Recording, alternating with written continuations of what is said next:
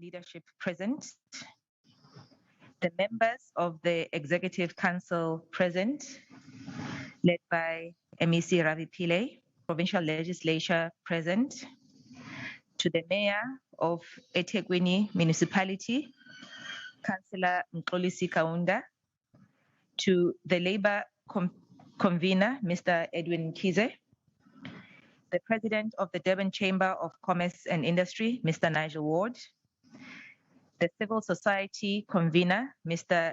Richard Nkungo, the Secretary General of the ACFTA, Mr. Wamkele Nene, the Chief Executive of Transnet Port Authority, Mr. Pepi Silinga, to all the presenters that will be presenting for us today, to all the presidents and CEOs of the chambers present here today, captains of industry present here today, to the members of civil society, the heads of departments present, senior government officials present, members of the media present here today, good morning and welcome to the KZN Economic Council event this morning.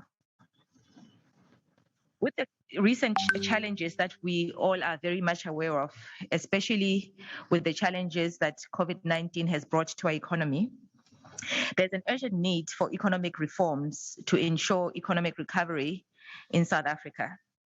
There's an urgent need to alter the structure of this economy by lowering barriers to entry, raising productivity, and lowering the cost of doing business. Policies and decisions of government need to be in the best interest of the business community and more deliberate to encourage and empower inclusive and sustainable economic growth and development. But of course, the hard reality is that all business sectors have been hit hard by the pandemic and its consequences, including disease burden and lockdown. The higher the infection numbers continue to climb, the more we can expect to see negative operational impact. The tourism value chain has been negatively impacted, inclusive of large hotel groups, tour operators, all the way to township businesses and informal businesses operating within this sector. SMMEs across our province are in severe cash flow distress, with many of the business businesses practically in ICU at this point. It is for this reason that this summit will play such a crucial role, because today all the different partners will be here today to deliberate on how we address the current challenges that we have within our economy. We've got the business community, we've got government, we've got labor, we've got civil society. So all the social partners will be here today to demonstrate the importance of social cohesion, which we saw how important it is and an important role it plays when we all work together towards a common goal. After that introduction, I would like to welcome our first speaker, which is the Mayor of eThekwini Municipality, His Worship the Mayor, Councillor Kaunda, to come and give us a welcome.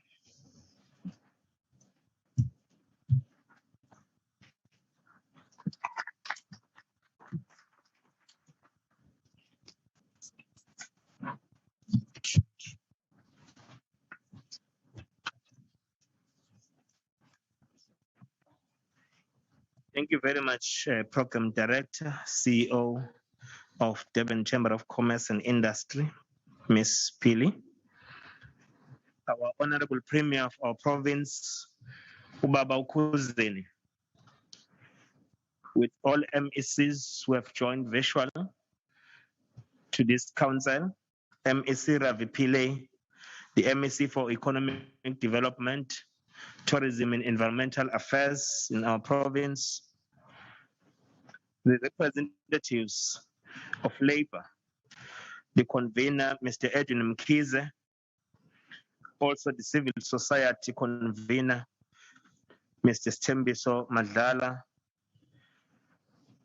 the chambers that are represented today, business chambers, captains of industry, the informal economy representatives, government officials, today led by the head of our economic development, Mr. Nkondwana, and all participants present, good morning. Ladies and gentlemen, accept our warm welcome to eThekwini Municipality, and also we wish to express our words of gratitude to the provincial government for choosing this venue, because you'll recall that we are coming from the lockdown. This venue has not been utilized in a way that is envisaged. So we wish to welcome that. It's a good intervention to assist this institution and entity to recoup from the losses we have experienced. It is a distinct honor for us as eThekwini Municipality to welcome you to this important economic council, which brings all social partners together to build the economy of our province, which has been severely affected by COVID-19 pandemic. This KZN Economic Council is an important platform for social partnership and consensus building among key stakeholders as we seek to build a resilient economy and to address the triple threat of poverty, unemployment, and inequalities.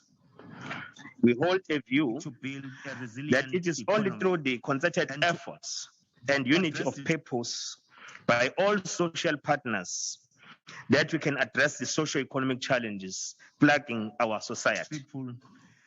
Let me take this opportunity, Honorable Premier, to applaud MEC Ravi Pillay for convening this summit at a time when we are still grappling with the devastating impact of this deadly pandemic. We strongly believe that one of the issues we must discuss during this summit or this economic council is the progress we are making in the implementation of our economic recovery and reconstruction plan as a province, where there are bottlenecks whose practical solutions to unlock obstacles that impede the progress. Colleagues, time is of essence. We must ensure that in a short space of time, all our sectors of economy fully recover and create jobs for our people. We know it's not going to take a short time, but it is going to be more than 2 years to be in a stage where we can identify a lot of achievements. The majority of our people face an uncertain future as their jobs continue to be on the line. And statistics indicate that over 2 million people have already lost jobs during this difficult period. Therefore, as we deliberate and map the path towards salvaging our economy, we must have these people in mind. Their hopes for a better tomorrow hinge on us taking bold steps that will revive our economy. Honorable Premier, as an economic hub of our province, the leadership of eThekwini Municipality took a bold decision last year to establish eThekwini Economic Council to complement the work your department, Honorable MEC Pillay, is doing at a provincial level. We are pleased to report that this council has already established 15 work streams focusing on various sectors of the economy. These work streams are currently seized with the responsibility of developing plans, tangible plans with clear timelines to unlock the economic potential of the following sectors, which are critical in driving socio-economic recovery in our municipality. The manufacturing sector, which is charged to improve our manufacturing capacity base to attract investment and support local manufacturers. Secondly, the fast tracking of the radical agrarian socio-economic transformation program in the agriculture and agro-processing sector. Thirdly, improving information communications technology. We are saying that the time to migrate to a smart city is now, and therefore we need to accelerate digital connectivity in our municipality. Implement renewable energy and energy reforms. For the economy to grow, we need energy security. The other aspect is tourism development. We strongly believe that the post-COVID-19 economy will create a new way of doing tourism, and we need to take advantage of the transformation opportunities in this sector. The other area is transport and logistics sector, which calls on us that we must work towards making our transport system and port operations globally competitive. Lastly, to unlock ocean's economy. Durban is a coastal city, and we need to take advantage of our vast coastal and maritime resources. As part of translating plans emanating from these work streams into action, we have established a mayoral jobs creation and skills revolution war room, which works closely with the Economic Council. The war room focuses on, among other things, implementation of decisions emanating from the Council within specified time frames. The war room concept addresses the challenge of lack of implementation of plans by government. We've been suffering from the execution deficit for quite a long time. So we decided that we should become more of action-oriented. We are confident, Honorable Premier, that together we'll rebuild an economy that places people at the center of our recovery strategies. We want to reiterate that our success will depend largely on our commitment of social partners that we are working with. However, we want to caution you that rebuilding our economy is not going to be an easy task, considering that even before COVID-19, we had our own underlying socio-economic challenges, which include high unemployment rate, low technical skills base, the monopolistic nature of our economy, and unreliable energy supply. These are some of the issues we must discuss as social partners and find practical solutions to resolve them. In closing, let me remind this Economic Council that our people want to see radical change. Therefore, this summit gives us an opportunity to come up with tangible and impactful proposals that will put our economy on a growth trajectory and create much needed jobs. I therefore welcome all of you to eThekwini Municipality. I thank you.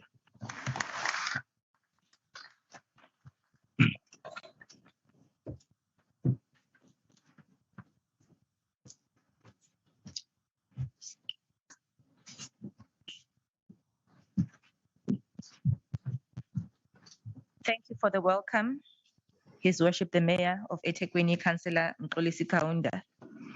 As we proceed, I would like to request those of you on social media to please, if you can use the following hashtags to make sure that we promote this great initiative that is led by a premier in our province. There's 3 hashtags that I'm going to read out to you today. First one is hashtag KZN Summit 2021, one word. The second one is hashtag results-driven social compact. The third one is hashtag growing KZN together. I'm going to repeat them again. Hashtag KZN Summit 2021, hashtag results-driven social compact, hashtag growing KZN together. Our next speaker is going to give us an economic review. And he is from the KZN Treasury Department, Mr. Jacob Twala. I welcome you to the stage.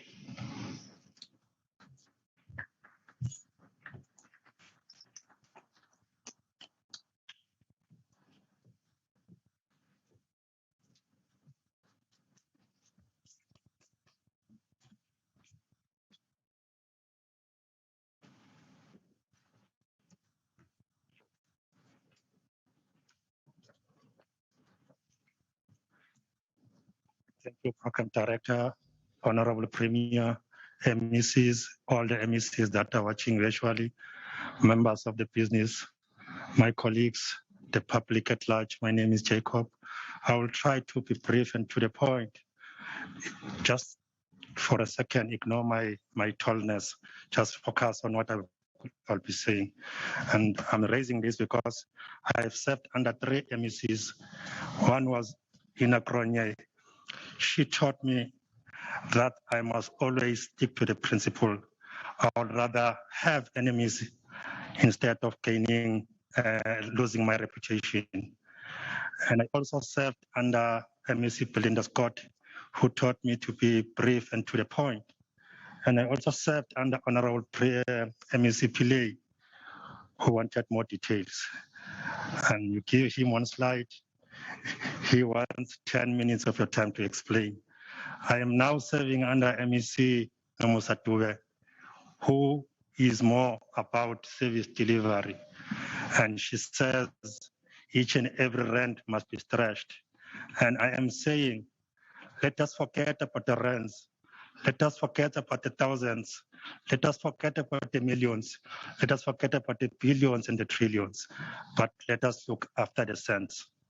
If we carefully look after the cents, the rands, the billions will automatically take care of themselves. Our role as Treasury is to ensure that there is efficient and effective allocation of the limited resources. Therefore, we have an obligation to look at each and every cent. When I got this invitation, I was not too sure about the audience, but I thought I should start from the basic. Premier, my role as a practitioner of economics is to advise the government. If I give you incorrect information, you are bound to make incorrect decisions. And if you make incorrect decisions, our people will suffer. Therefore, my role is simple. I'm more like a pastor. I speak about the numbers. The good thing about the numbers, they don't lie. You cannot not change them. You cannot twist them. They speak the truth. No matter how you try to spin them, they will remain the same. If you have 1,000 rand per month and you continue to spend 10,000 rand per month, somewhere along the line, you'll have a problem. So having said so, I thought I should start from the scratch, from the basic.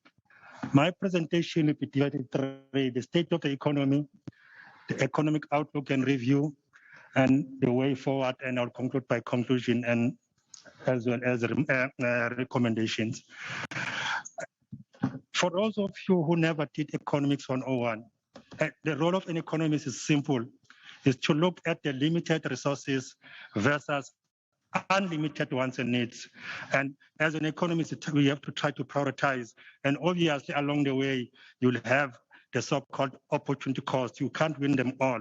You will win some and lose some. So my role is to ensure that those limited resources are spread efficiently to the Pareto efficiency so that the outcomes are more favorable to all of you. And I will be talking more about the economy globally, nationally, provincially. The reason I'm doing that is because as much as our economy is so small, but is exposed to international economic changes. Whenever there are crises globally, those crises will affect the economy of South Africa. Those crises will affect the economy of KZN. Those crises will affect my job. Those crises will affect my income. And I've got a number of people that are depending on me, especially if you are coming from the black family, whereby there's a black tax. So with your income there to earn, there's quite a chain of people that you look after. So it is important for us to understand the global trend as to what is transpiring. But before I do that, let me put it quite clear that under economic system, we've got micro and macroeconomics. And I'll be focused mainly on macroeconomics. And under macroeconomics, we've got 5 objectives: economic growth, price stability, exchange rate, and level of income. And we've got fiscal and monetary policy. I will focus primarily on the fiscal policy. And having said so, I must remind the audience that the role of government is critical in an economy. If you follow the Keynesian mechanism, you'll understand clearly that the role of government is not to create jobs, unfortunately, but is to ensure that there is favorable condition for the private sector to prosper and create more jobs. It is our role as government to create that infrastructure much desired by the SMEs, the entrepreneurs, the informal sector, so that they create more from the limited resources. Our role as government is to create a regulatory framework which is internationally standard recognized, which ensure that there are rules that are followed. And those rules are prescribed in the Constitution, in the PFMA and MFMA, and we've got competition policy, etc. Our final role is to ensure that there is distribution of limited resources. We have close to 60 million people in South Africa, in KZN got about 11.8 or 11.5, sorry. From this close to 60 million, about 18 million are over 18 million are grant collectors. And the dependency ratio is so high. So it means the rent that we have to spread it. So I want to remind you that really this is our role as government, and that is also clearly articulated in our NDP. It is clearly articulated in our own provincial growth and development strategy. So I've spoken about the global economy. We all know what happened last year. We saw the devil attacking the whole world, and we saw the global economy shrinking. We saw most advanced economies undergoing contraction. The same applies to South Africa. And in South Africa, our economy contracted by about 7%. And China is the only country globally that obtained a positive economic growth last year. And our BRICS countries partners also suffered severely, especially India. And in our case, it was 7.2%. I'll come back to this later on, but I want to emphasize that globally, economy is expected to grow by 6%, and South Africa is expected to grow by 3%. But let me take you back to the history. For those of you who've never done history, we had the so-called influenza in 1918, which killed so many people. And as a result, there was a great economic depression. During the last 1929 to 1939, we had another greatest depression, which took place. However, all the way up until 2009, we have a minor contraction. But last year, as a country, we had about 7% contraction. That is, this contraction, this high was last seen in 1929 to 1939. And that is very severe. And you have seen what it has happened to our economy. Most sectors were affected. Only agriculture managed to grow, and you understand why it happened. The Honorable Mayor has spoken about the various sectors. I want to focus on KZN specifically. If you recall, prior to 19, okay, let me look at the green line. That is the economic growth over the years from 2005 to 2022. We were able to grow the economy by 6% prior to 2008. And we know what happened in 2008, 2009, the global financial crisis, and we contracted by 1.5%. We were able to grow the economy by 3.7%. But my point is, in our GDP, in our NDP, we target a growth rate of 5%. We have the potential of growing the economy by 5%. We are, however, currently in the contraction. The main worry is the population growth is 1.4%. The economy is growing lesser than the population growth. It means there's little, the size of the cake is getting smaller and smaller, but the size of the people invited to the party is getting bigger and bigger and bigger. And that calls for something that needs to be done to the structure of our economy. So getting back to what happened last year, we saw quite a number of things happen last year. Firstly, let me see, I look at your speech again last night.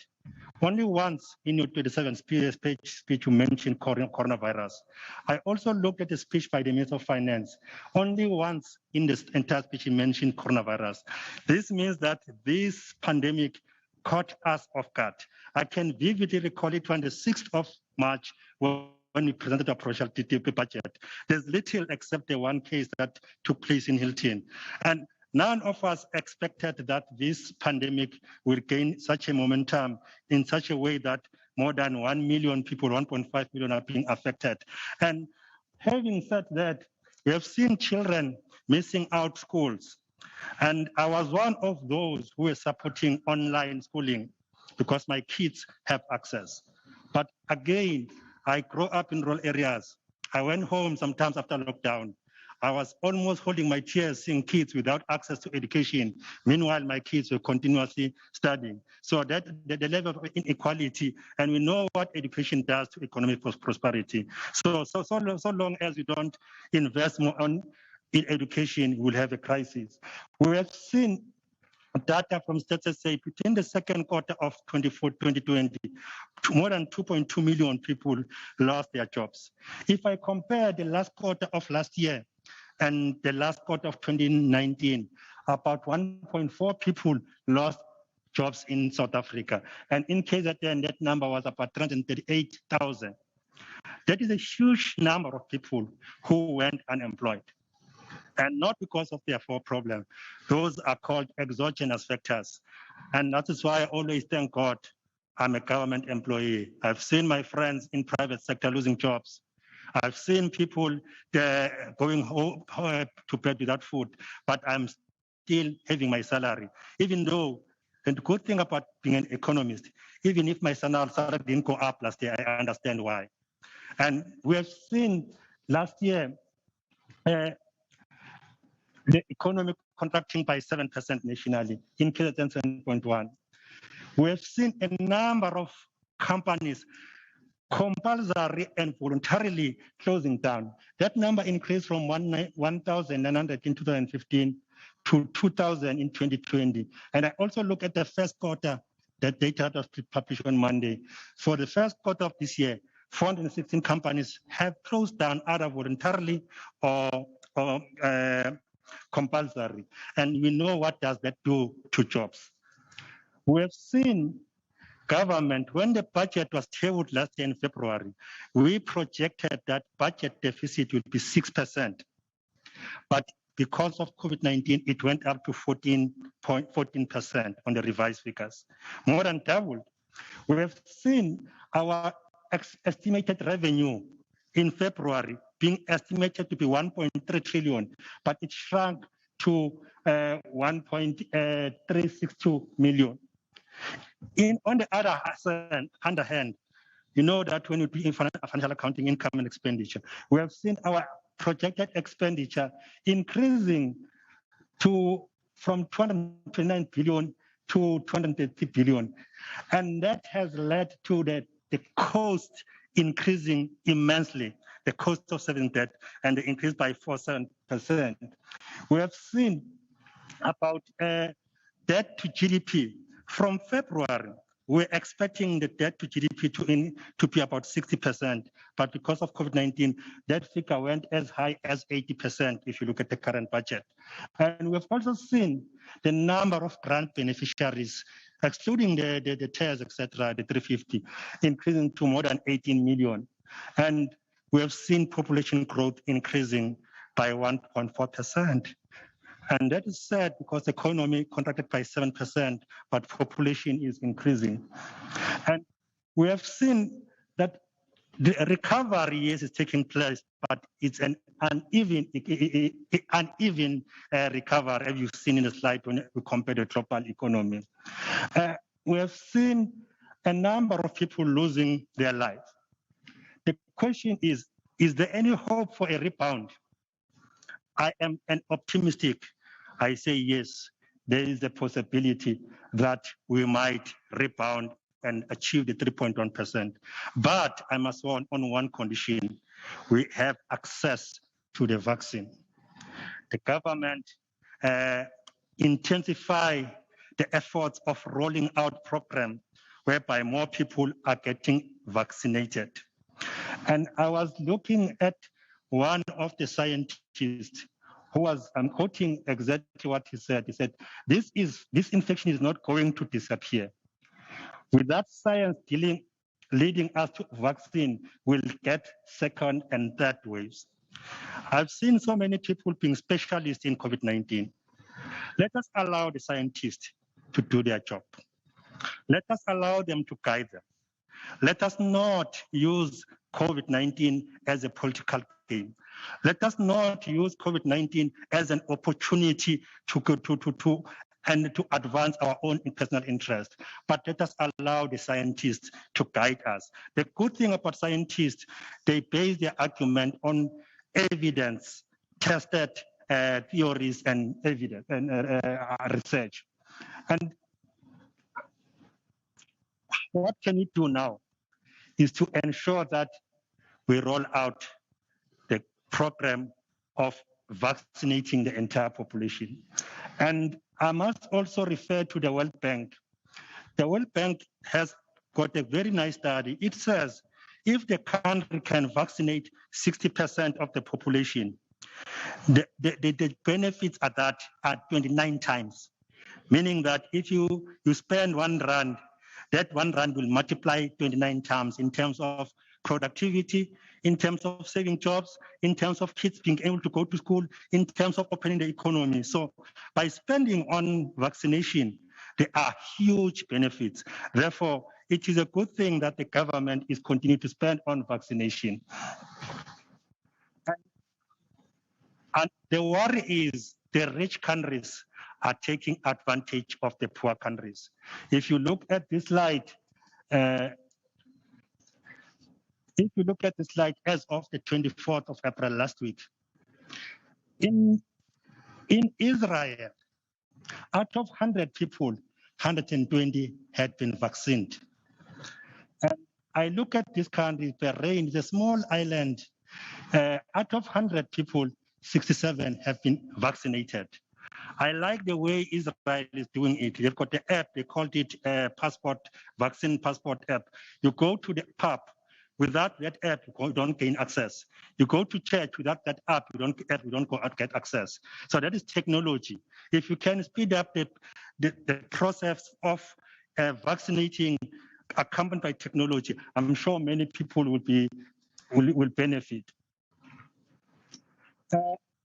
But the problems are, in terms of gaining access to vaccine, there are so many barriers to entry. The costs are too high. Secondly, producing vaccine is expensive. There are barriers. There are few companies that are using the so-called intellectual property. Because why can't every country produce its own vaccine? And there is this IP that is protecting the few companies that are producing vaccine. And I can go to another slide to prove my point. China is the country that is dominating the space in terms of producing vaccine, 141 million. And if you look at South Africa, only 160,000. If you look at the BRIC countries, Russia, 10 million, Brazil, 200,000, India, 42 million. So we are lagging behind as a continent, as a country, in terms of producing vaccine. We don't have the required infrastructure over and above. We need to invest more on the infrastructure to produce more vaccine. And I'm focusing on vaccine because of ceteris paribus. For an economy to grow, there's only one solution: access to the vaccine. Let us stop the pandemic. In South Africa, we're starting rolling out vaccine in February. And that time we went as high as 8,000 people per day. And unfortunately, there were crises, there were disruptions, and that process was stopped. And I'm glad that it started again today or yesterday. And I was listening to the Premier saying by October this year, the province will have vaccinated more than 2 million people, which is a good thing to do. I've spoken to the slide. I also want you to focus in the countries, in the countries that are capitalizing or monopolizing in exporting items related to COVID-19. China is specializing in freezers, which we need the most. US, they produce needles. the vaccine, there's nothing from Africa, nothing at all. And this is an opportunity. And I have a feeling that we are not using this opportunity. And the reason we are not using this opportunity, we don't have enough fixed capital formation. If you look at the Reserve Bank quarterly bulletin that was released last week, you will notice that our expenditure on capital formation last year has dropped by more than 17%, which is not a good thing. If you look at the business confidence by the Bureau of Economic Research, when we were growing the economy, the business confidence was high prior to 2018. But now, this is a determining line, by the way. Anything below this line, it means the business does not have confidence in the economy. So currently, we are trailing below the desired line, which is not a good thing, and that affects our economy. So what we need to do now? Currently, there's no standard global formulation or program which is universal for all countries to gain access to vaccine. If you can lobby that, and I'm glad one of our scientists has joined the World Health Organization, Prof. Kalim. I think he might be able to push the agenda for Africa. We must develop a strategic communication plan. I don't know what is happening in vaccination. Very little is known. People in else don't know. I work for government, but I know that there's phase 1, there's phase 2. But if we can have a plan to communicate the phases that we are implementing, the benefits of getting vaccinated. I'm also following the OECD and the IMF, which focus on technological infrastructure. The world is moving towards technology now. We must look at our priorities and look at what we have. But at the same time, we must remove all the barriers to access for all citizens to gain access to the vaccine. I think I have spoken a lot about this slide. I just want to wrap up by focusing on this slide. We know the problem now. So what we need to do is to focus at the essential. What is essential is vaccine. We need to focus on encouraging growth and investment. We have seen the capital formation is negative. We have seen the business confidence is negative. If we can induce or support SMEs so that they can trust or benefit from government expenditure on infrastructure, we must be innovative. There was an asset cluster last week or 2 weeks ago. I look at those programs that are being initiated by departments. Most of them are the same traditional as they were before. There's little that is showing some kind of innovation. We must look at our public enterprises. That is a national problem. We all know what is happening at our public entities. If we can drive our public entities. In fact, my understanding, I have never seen even a single country that has progressed economically without government intervention. So government must intervene in the economy to stimulate, to inject them the much required investment, then businesses will be able. But now, if you inject and there's a huge leakage unaccounted for, as you will see from the AGA reports, then there is a problem. Our governance system needs to be coordinated accordingly, and there must be consequences. We have to learn to live by what we earn instead of stealing from the poor. Because we have seen when the budget was tabled this year, for the province of KwaZulu-Natal, we have lost close to 17 billion this financial year. Next year, we are going to lose close to 20 billion. And the third year, out another 30 billion rand. And we've got so many needs and desires. How are we going to fund all those needs and desires? It goes back to my point, to look at each and every cent that we have and spend it wisely. And as I wrap up, we must be able to encourage a speedy recovery of the economy. And the focus must be, I always focus on the 2019 recession that we had. Remember, prior to 2008, we had some reserves. We were spending less than what we earned, so we were able to have some savings. But after 2009, the debt increased and the revenue shrunk, and there was a huge gap between spending and revenue, leading to budget deficit. So if we can try to be careful to stick to the fundamentals macroeconomic principles. The Reserve Bank has done its part by decreasing interest rate.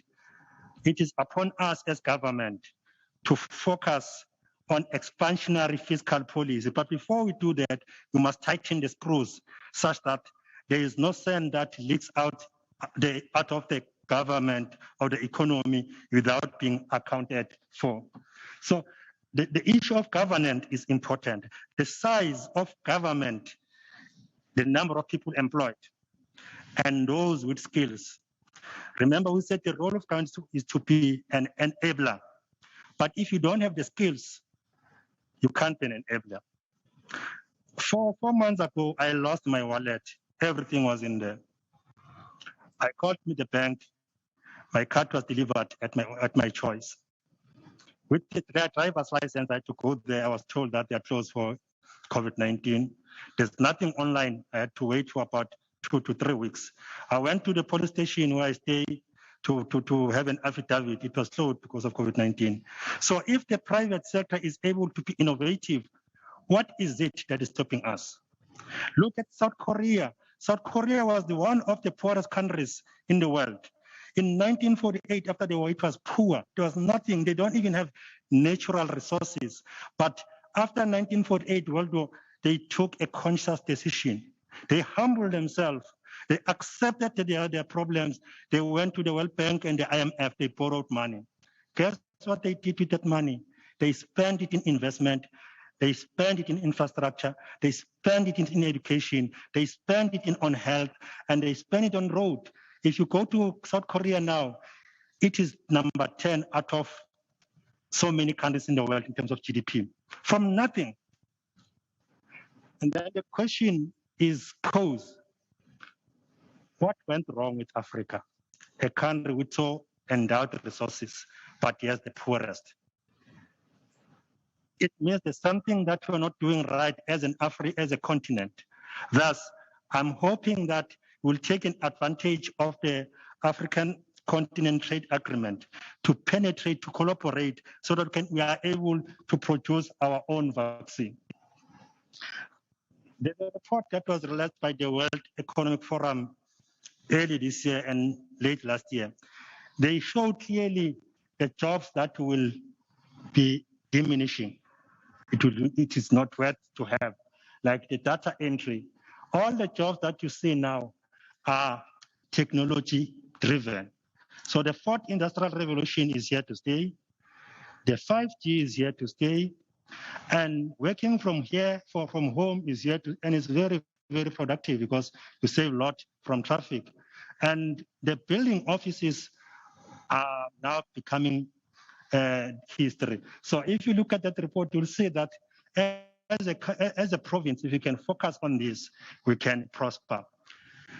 As I conclude, we developed what we called economic reconstruction development strategy at the national level, and we had our own in KZN. And I remember it was gaining momentum last year.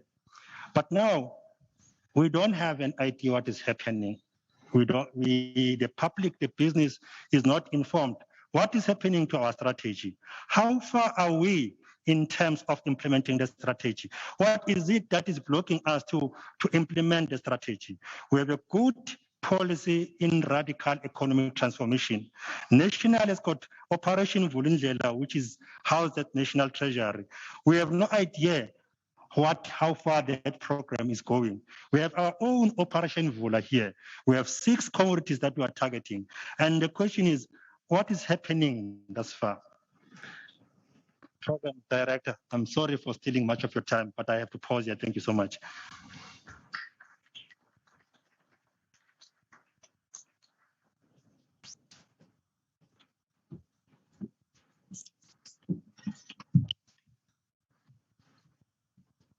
Thank you very much to Mr. Jacob Twala, the Treasury economist. Indeed, I think you shared very crucial things with us. One is that really demonstrating that our economy, the trends of growth and decline is very much aligned to what's happening at a national level. So it shows the kind of influence that we have at a national stage when it comes to the economies. And also the vaccination partnerships, Mr. Premier, that already the business sector has contacted yourself and your office for looking for partnerships to make sure that we expedite the rollout of the vaccination. And another very important part that you really mentioned is the fact that government does not create jobs. It enables the environment for business sector to come in and partner with government to be able to create the jobs. And of course, business sector does work very closely with labor and civil society to make sure that everything works together. Hence, the real importance of having what we're having today, of this summit that we're having today. I'm going to move over to the next part, which is a contextual address by social partners. Given that we're really running out of time, I'm going to really request all the speakers to really stick to the allocated times that they have. I believe that each of the next speakers will be allocated 10 minutes. We're going to start with the first speaker talking about the contextual address by the social partners. The next speaker is the government convener, which is MEC Ravi Pillay. Thank you.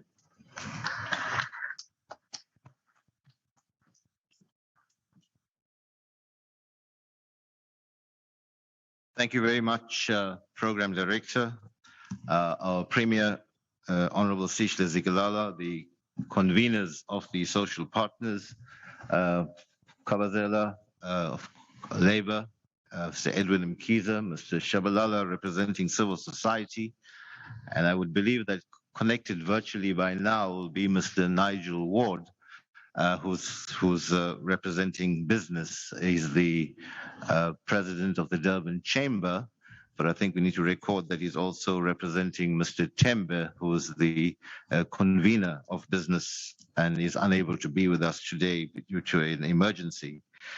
My colleague MECs who are joined virtually, traditional leadership, and I understand that we would have Nkosi DV Zondo, or Zondi, who's the convener of the local economic development committee of the Provincial House of Traditional Leaders. And tomorrow we'll have Nkosi PT Zulu, who's the deputy provincial deputy chair of the House of Traditional Leaders.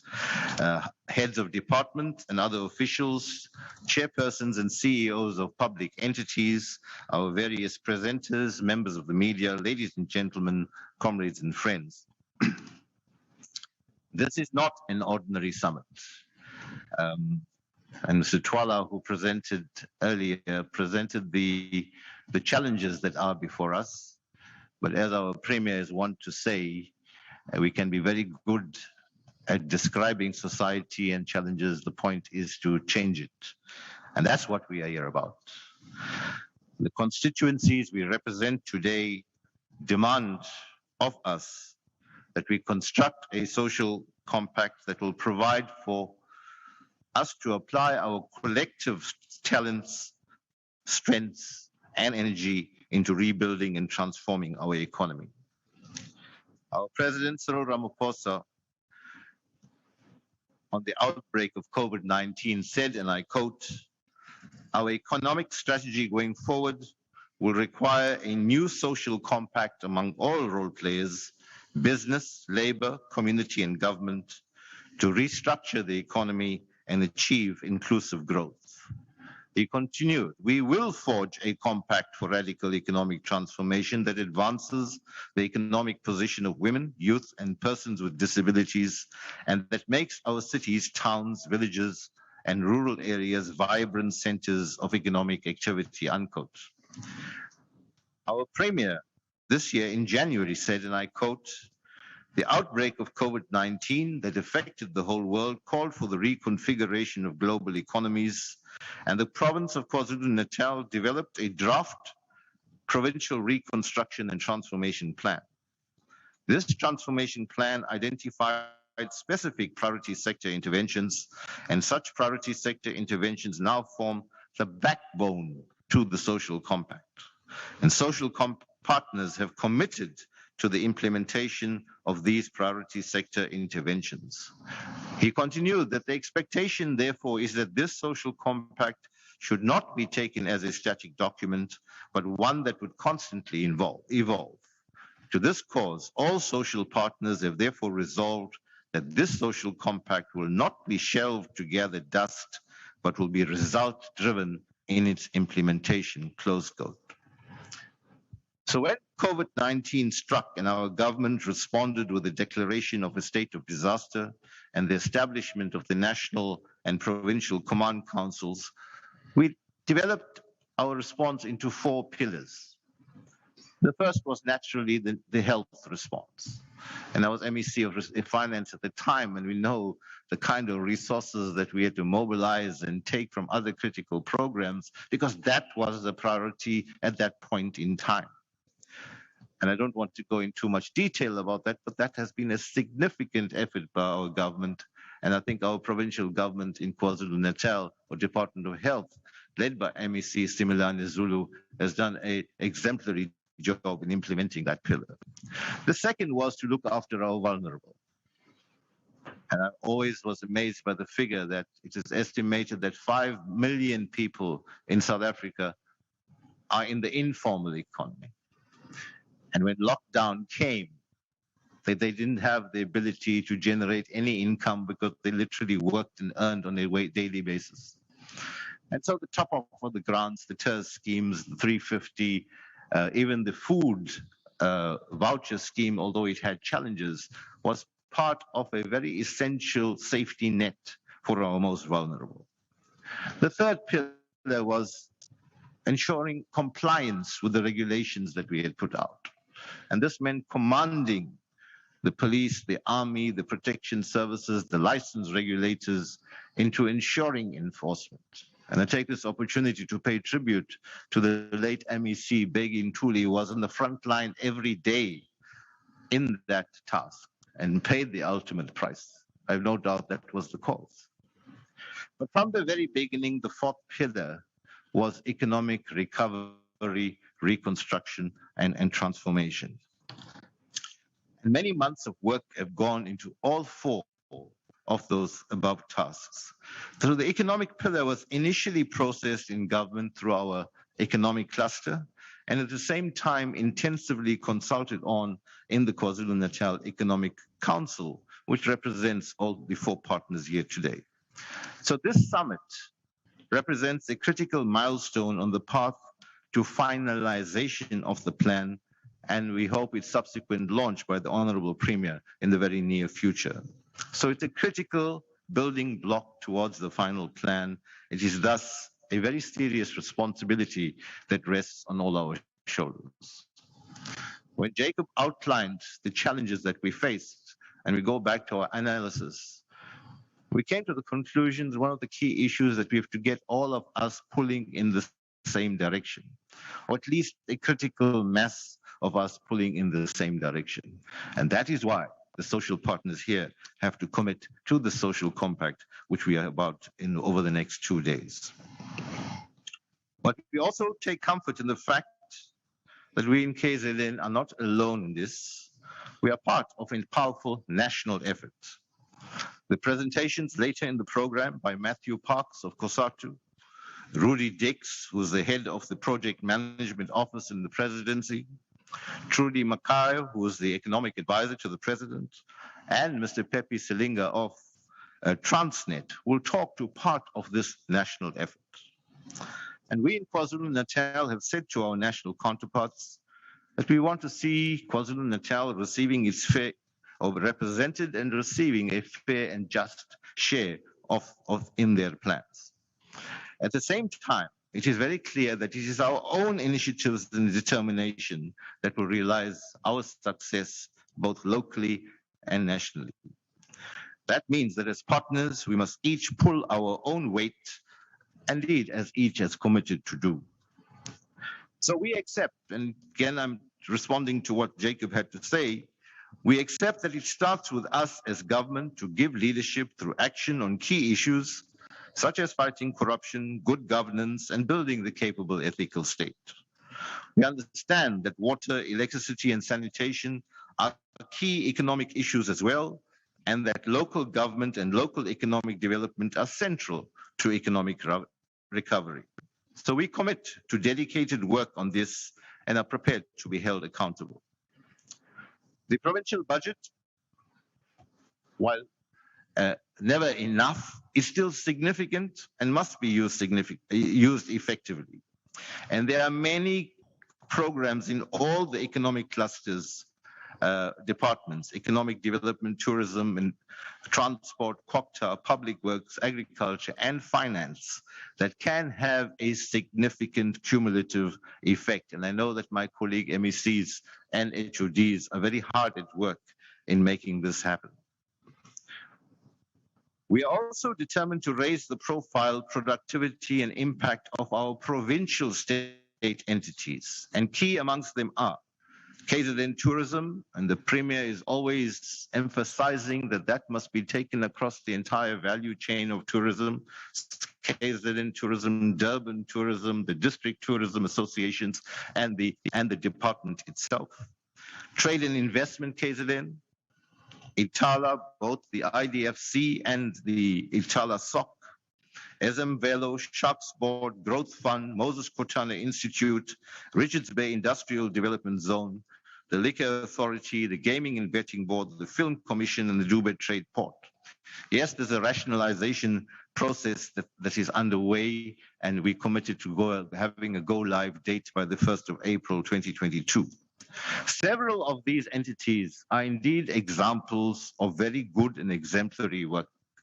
But yes, there are few who have to be assisted to overcome significant challenges.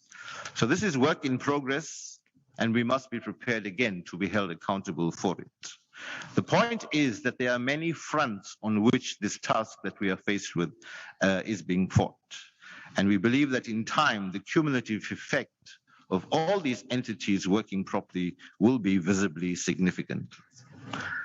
In the course of our work in the Economic Council, we have established, I think, partners, the beginnings of trust and credibility.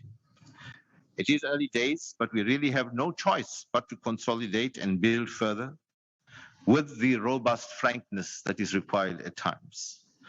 We have to, as partners, continue to build the breadth and depth in our work, and we must develop a model of working together with tangible results and cascade, as the mayor has already indicated they've started to do in eThekwini, to all our districts and local government level. And that's going to be the ultimate test of our success. Each partner must commit to do so, and I dare say we should immediately, or be able to immediately, take this model to all our districts, and at least as a first step, our secondary towns, namely Msunduzi, Mshlathuze, Newcastle, Rain Konieni, Kwaduguza, and Alfred Duma. The social compact must be different. It cannot be a spray and pray approach. It must be scientific and focused, and we have committed to developing a monitoring and evaluation capacity that will hold all of us accountable. So in this vein, we have disaggregated our economy, provincial economy, into the following 14 sectors. And very quickly, these are agriculture and agro-processing, clothing and textiles, the creative industries, finance and services, ICT and innovation, health, innovation and manufacturing, industrial development, the informal sector, infrastructure development, trade and investment, manufacturing across from the automotive to paper and pulp, and all those sectors that fall under manufacturing, mining and mineral beneficiation, the oceans economy, and tourism.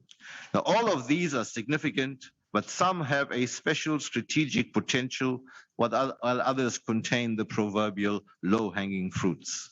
The social compact seeks to unpack each of the sectors and sets out a framework agreement. Post-COVID, I think it's taken that the ICT sector and connectivity infrastructure are critical issues for us in the province.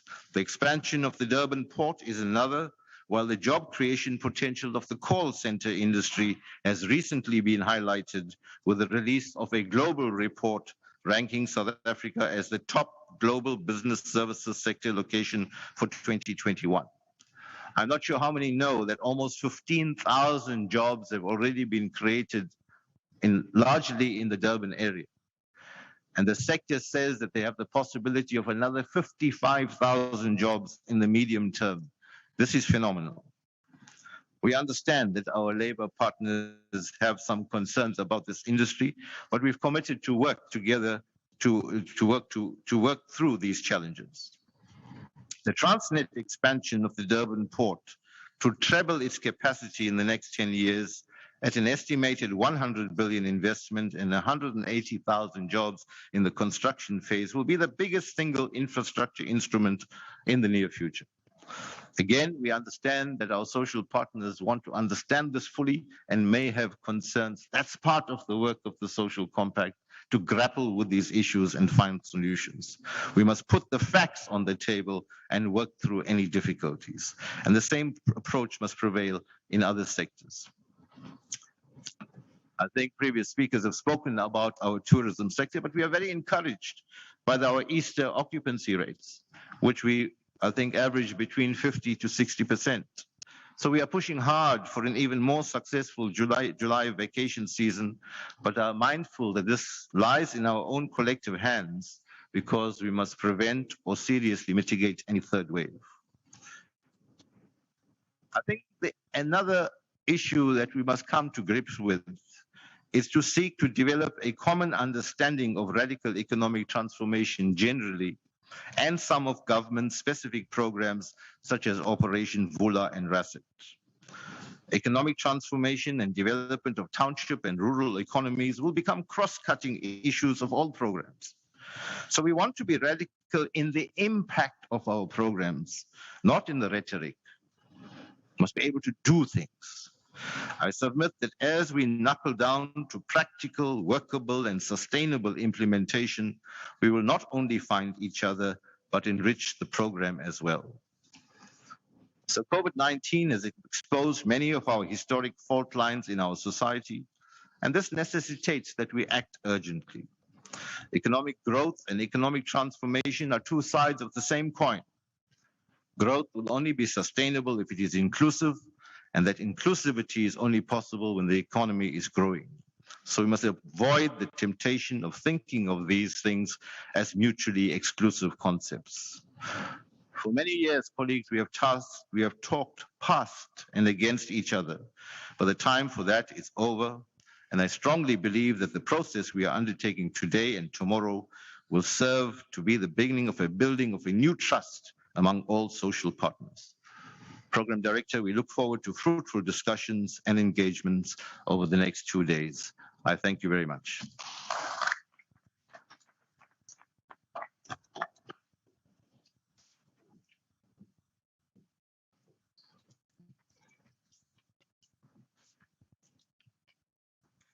Thank you very much, MEC Pillay, for setting the scene for today's summit.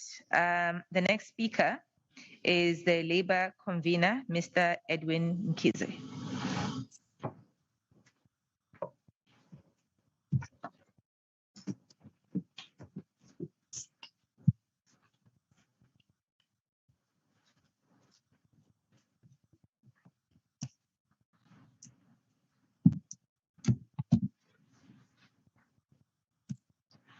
Thank you very much, Program Director. Of course, greeting to our Provincial Premier, Honorable Sihle Zikalala. Also, greeting to the chairperson of COSATU, Comrades Khumbuzo Mdlalose.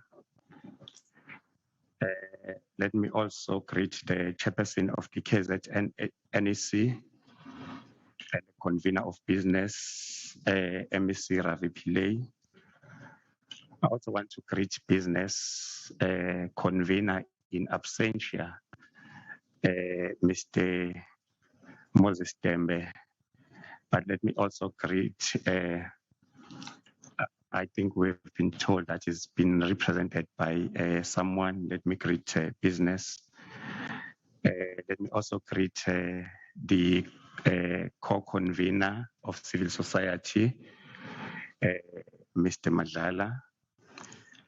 I want to greet all of you. Let me also greet the all those that are attending virtually, who are not here today, but who are also participating as part of us virtually. Obvious program director, I stand here representing the most vulnerable sect of our society, representing the downtrodden, the workers. I am representing the workers, those who wake up every morning to go to work, sell their labor power, but they do not own any means of production. They do not own, they do not have direct ownership of the economy. They are the poorest. But I think they are also the richest in terms of the contribution of what they've put towards growing and developing our economy.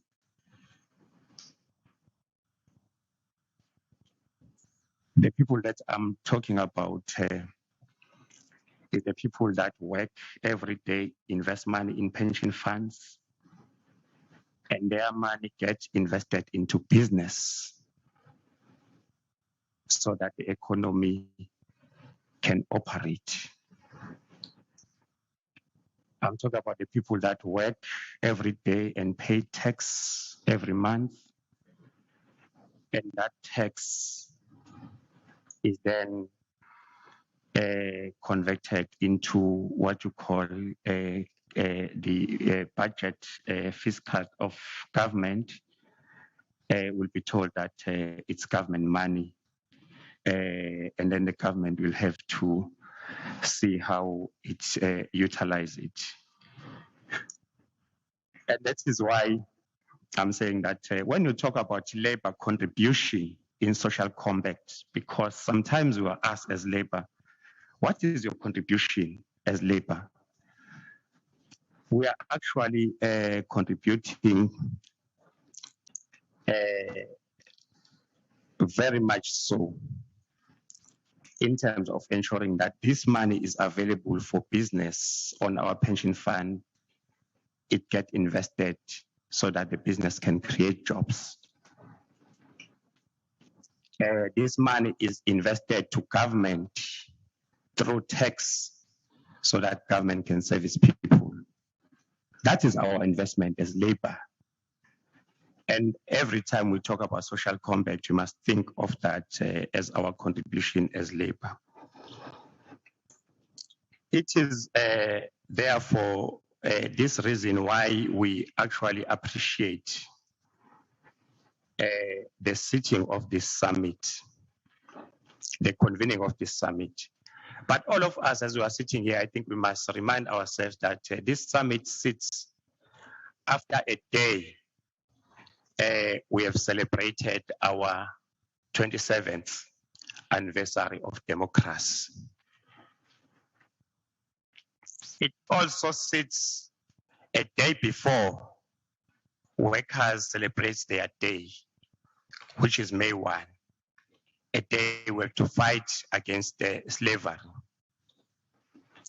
But we are also sitting at a time when we are facing serious scourge of what you call this COVID-19 pandemic.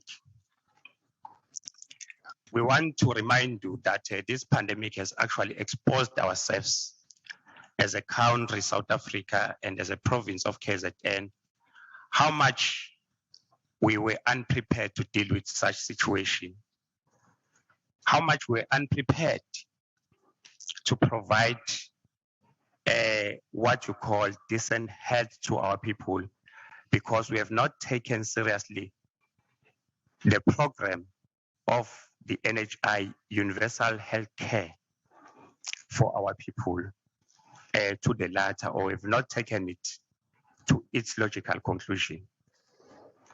How much it has exposed us that we do not have the basic income grant that can cover all our people, even those that are unemployed. During the difficult times of hard lockdown, it has actually exposed us that we have not really taken forward that struggle. This is a major problem that is facing us as South Africans. We will talk later about the provincial growth development strategy, what it actually says as we will be concluding. But these are the conditions we're exposed to as South Africa. To say, we have been always talking about building the pharmaceutical company of the state pharmaceutical company, so that our people can access medication. We're not ready about all those things. When we're faced with this pandemic. But over and above that, program director, there is a question that you are raising, which we think that as Labour, it must be debated here. Because if we are not decisively dealing with that question, we are going to be perpetually facing the problem that you are facing. We are saying that we have the economic system that is perpetually digging its own grave. Unemployment is rising. Jobs are being shedded. The workers' wage, salaries, and benefits are being reduced. Public spending is being reduced to accommodate austerity measures. But on the other hand, the cost of living is increasing. Workers still have to pay for all the cost of living they have to face every day. In fact, we are saying that this is a typical example of the economy that is collapsing. There's no balance between what you call supply and demand. And therefore, at the end of the day, the business is going to suffocate, the business is going to suffer, because there's no reason to produce when the money is not in the hands of the people so that they can buy those produce. And therefore, the economy is going to collapse. The business is going to suffer, and the working class is going to suffer as well, because the principle of supply and demand is not balanced.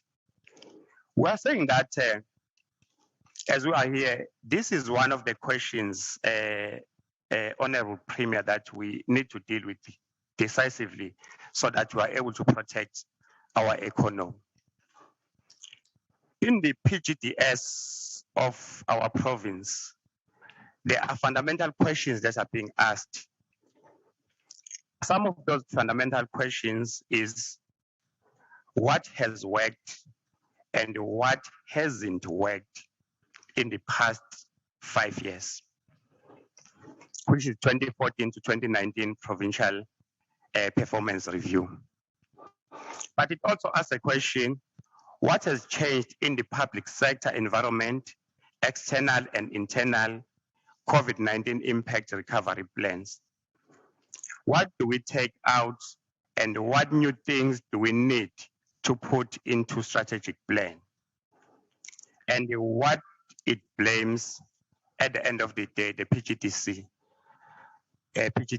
it blames the non-implementation of the progressive resolutions.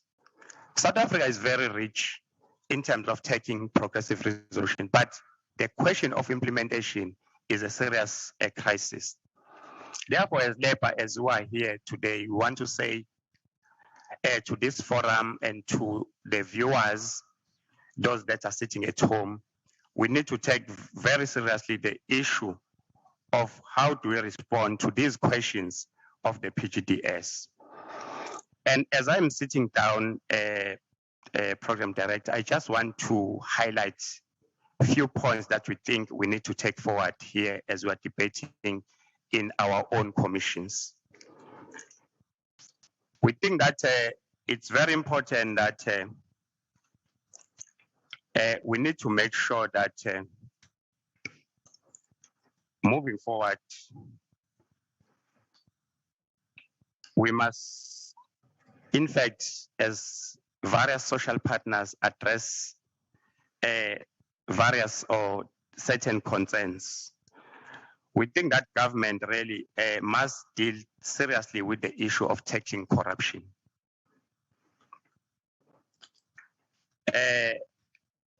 We know that issues of dealing with corruption is not an easy issue, but we think it must be confronted, persecuting even those that are accused.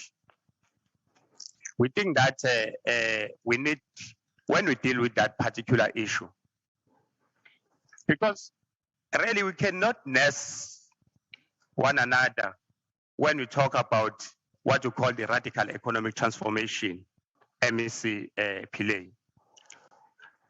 Even confiscating their assets,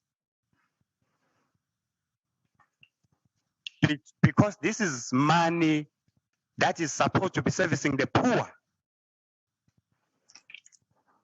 We want to say that we need to put in place systems to reduce corruption, wasteful expenditure. And according to the presentation, I think they spoke about 17 billion. Think of 17 billion, how many people can actually benefit on 17 billion?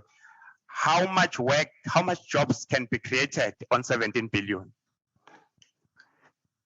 We think that dealing with implicated management premier, we need to be really decisive on those issues.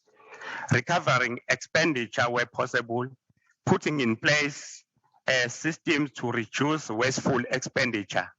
That's going to be important from government moving forward.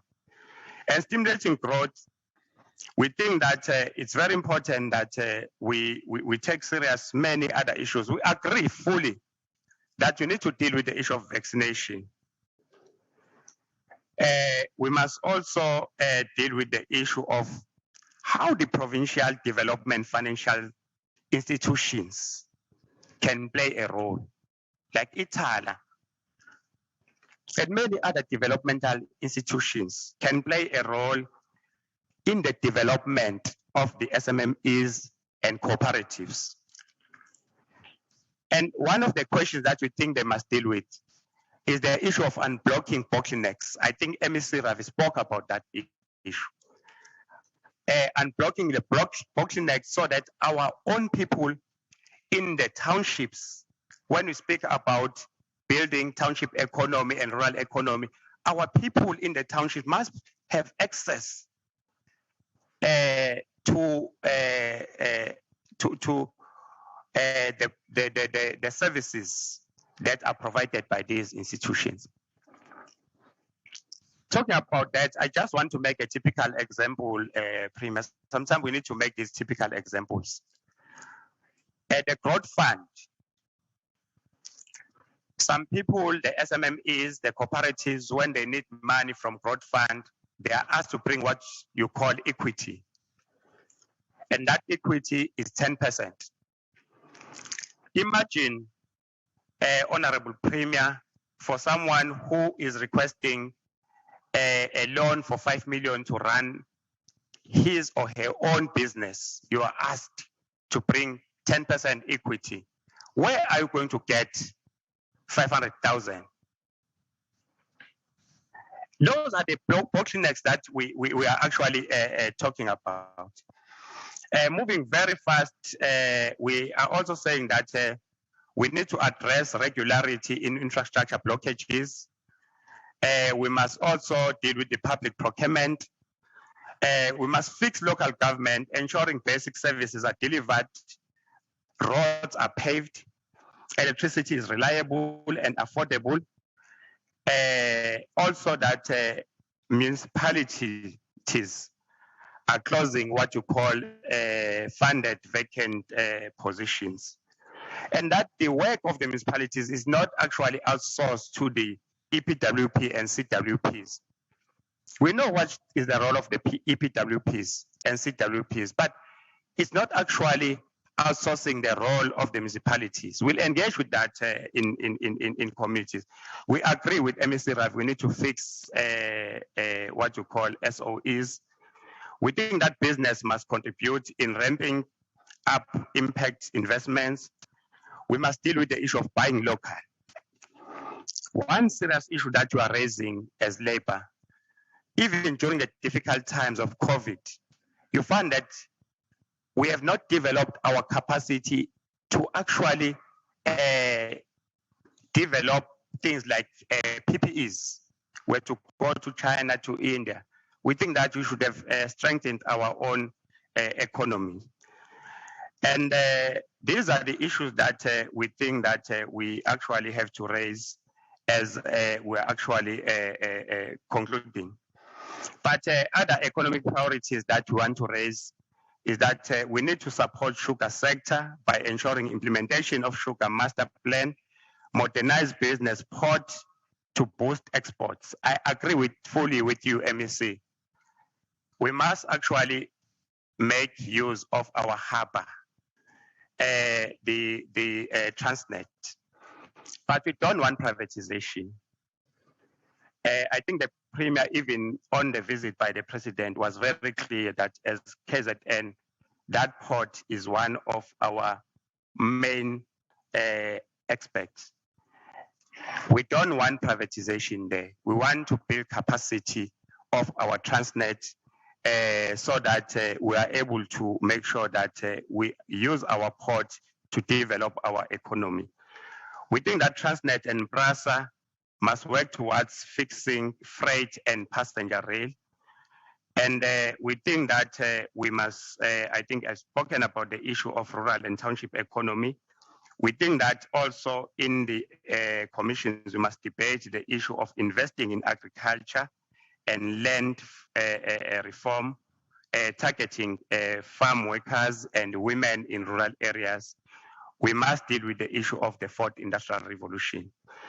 And as we sit down, we must say that we really don't agree with the view of blaming everything to COVID. Before COVID, we were facing serious economic challenges. Before 2008 economic meltdown, we're facing serious economic challenges. We must begin to look at the systems so that we are able to fix our economy.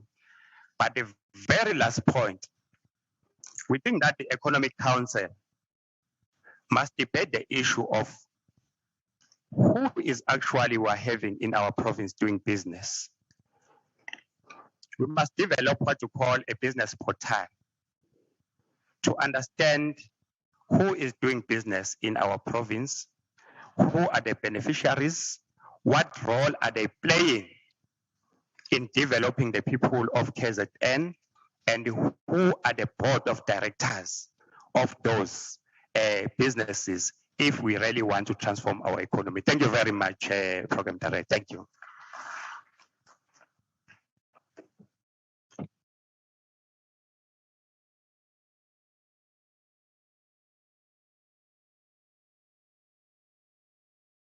Thank you very much, Mr. Edwin Kize, the Labour convener. Certainly very important key points that you've put there.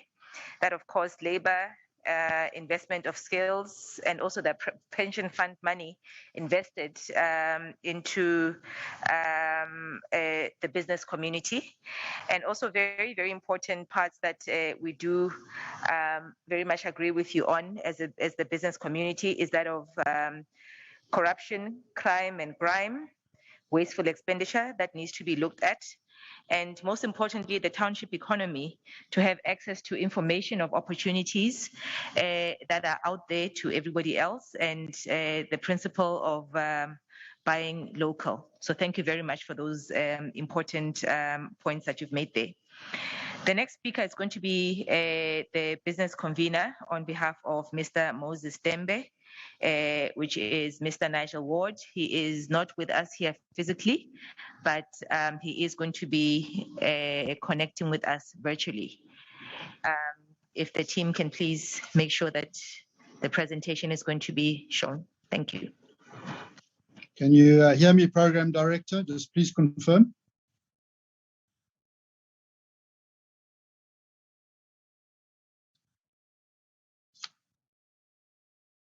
Could you please confirm that you can hear me? Yeah. Thank you. Yes, we can. Thank you very much. Program Director, thank you very much. Honourable Premier, Sihle Sikalala, His Worship, the Mayor Kunda, government delegation, MECs, heads of department, representatives of state-owned entities, fellow conveners, their delegations, labour, civil society and fellow business presenters, media, ladies and gentlemen, all protocols observed, good morning. I apologise that I could not be with you in person today, but my paying job is keeping me very challenged. It's an honour and a privilege to be asked this morning on behalf of business to contextualise the purpose and expected outcomes of the KZN Economic Council Business Summit. The coronavirus pandemic has undoubtedly forced the whole globe to alter the plans and how to conduct business post the pandemic. Let me be upfront and reiterate that as business, we are committed to prioritise all endeavours to save lives of our citizens, especially in the province of KZN. For this reason, we applaud the interventions done by our government social partner through the Department of Health to saving lives. Equally important to saving lives, the same vigour should also be directed at protecting people's livelihoods.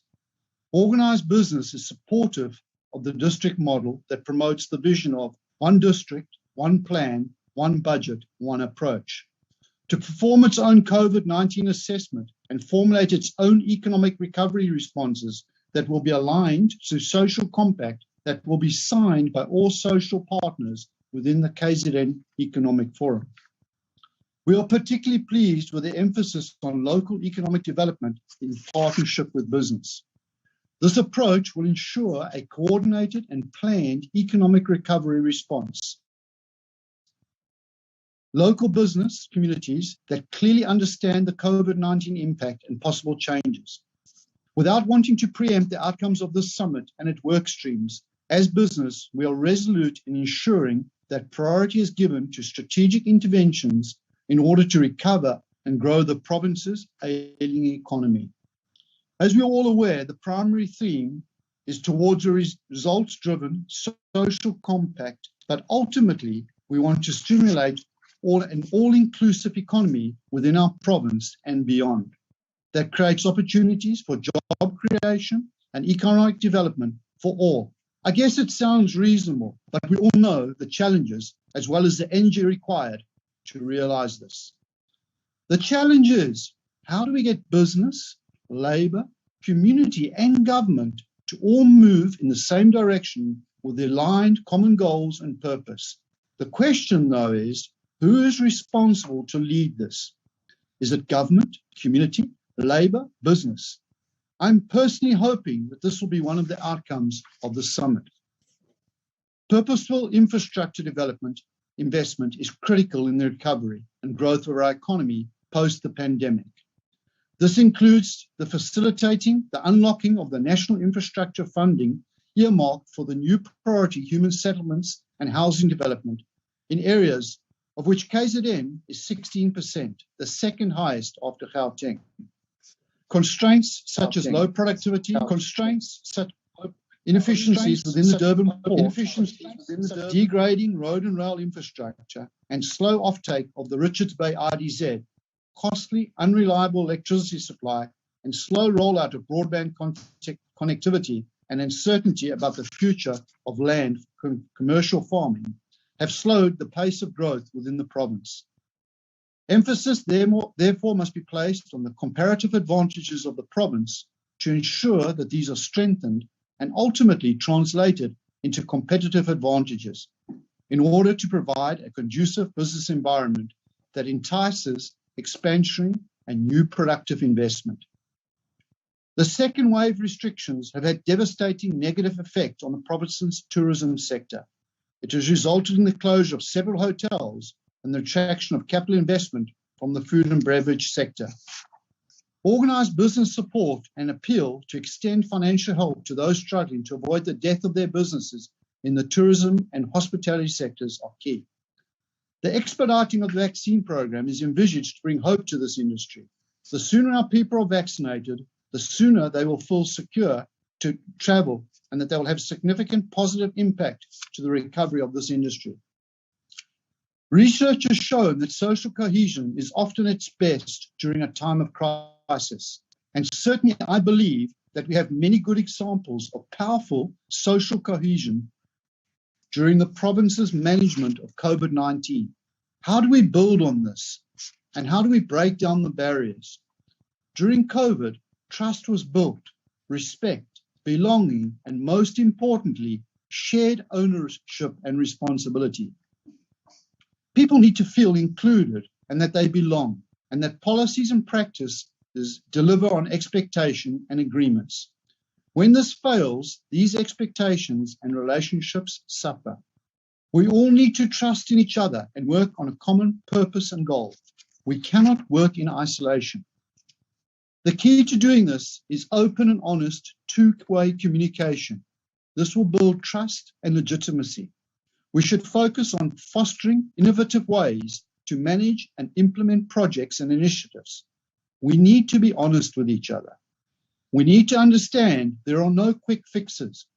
We should focus our attention on maintaining and rebuilding what we have. Our first step is to keep the investment in the province and then look at attracting new entrants. We need to simplify things. Our regulatory and compliance burden is such that nothing moves quickly. And how can we do differently? During today, there will be several breakaway sessions at which we need to articulate how we will move forward.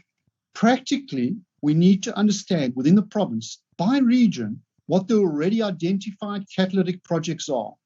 And then, with the public, the private, labour and community, create small, focused working teams that will deliver the low-hanging fruit quickly and effectively. Each one of the stakeholders must become jointly responsible. Many will argue, it's not my responsibility. It's each and every one of our responsibility to ensure that this province is attractive to stay in, do business in, and create communities that develop the next leaders. My message today to corporate KZN is let's stand together. Let's make KZN attractive, or more, maybe I should say, let's make it more attractive.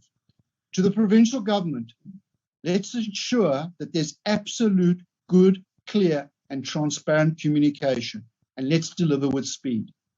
To Labour, let's make KZN the province where everybody wants to work. Let's create communities that are not just tourist destinations, but places people are proud to call home. Finally, I urge all the business chambers to be the conduit, the golden thread that supports weaving this great province together. Thank you and good day.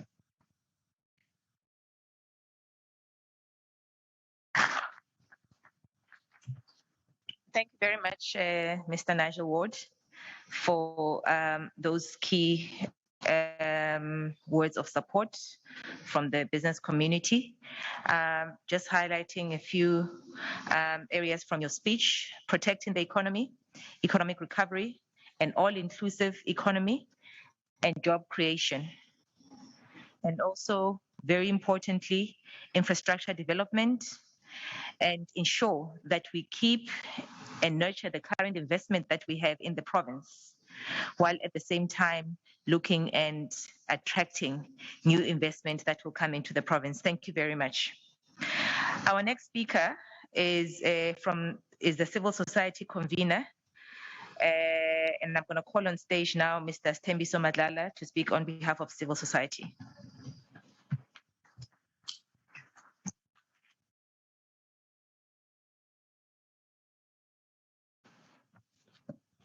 Thank you very much, Program Director, Honorable Premier KZN, Honorable MEC, present here, Baba Uravipili, government officials, members of the KZN Economic Council, representatives of social partners, the labor, the business, government and civil society, HODs, government officials, representatives of the traditional authorities,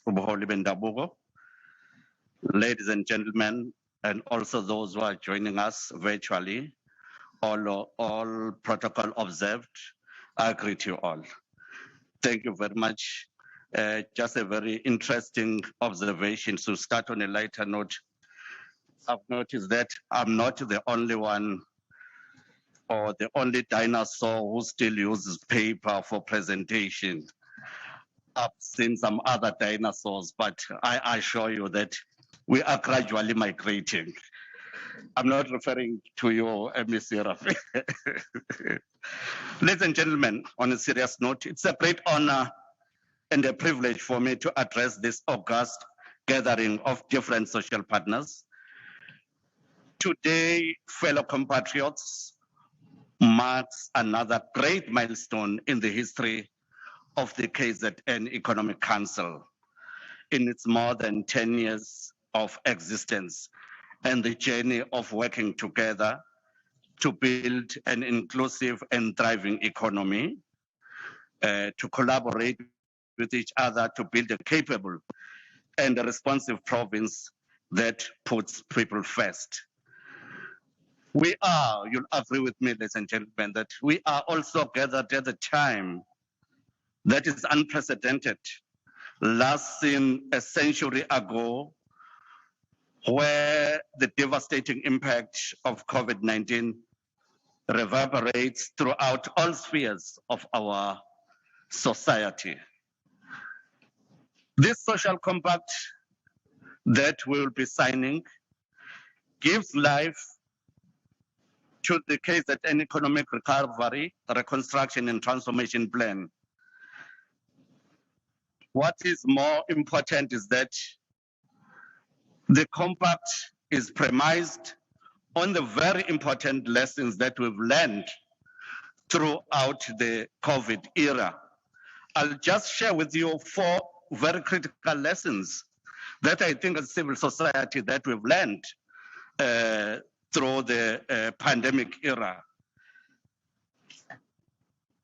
The first lesson that we have learned that is overtly demonstrated in the social compact is that as social partners, we have this symbiotic existence or coexistence, and we need each other more than ever.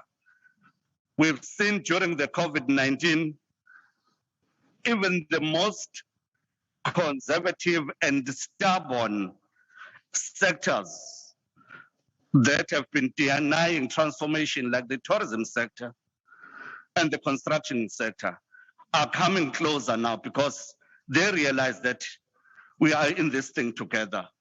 we need each other. That's one important lesson that we have learned. The second important lesson we have learned during this era of the pandemic is that the transformation of the economy can no longer be delayed, ladies and gentlemen. But it should be pursued radically with zest and military precision. And we should not be apologetic about changing the state of the economy. The third lesson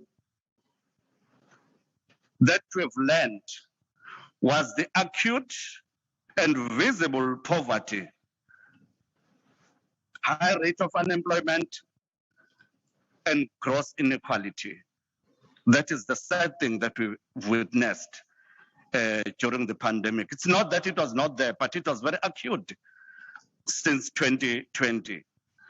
The last important lesson that we have learned during the pandemic was the amazing capacity and resilience of our government and its people to turn things around, as characterized by responsible citizens, decisive leadership, thanks to our leadership led by Ukuzeni in KZN. Also, the enabling policies and strategies and the pervasive spirit of Ubuntu that prevailed during this era. Honorable Premier, this social compact we shall be adopting is not about reinventing the wheel, but it is the response to the historical injustices that continue to haunt us, while it is also a reflection and a response and proactiveness to the prevailing and changing socio-economic context. The social compact demonstrates the aspirations of the most revolutionary policy of the post-apartheid era, the policy which was named the RDP, the Reconstruction and the Development Plan.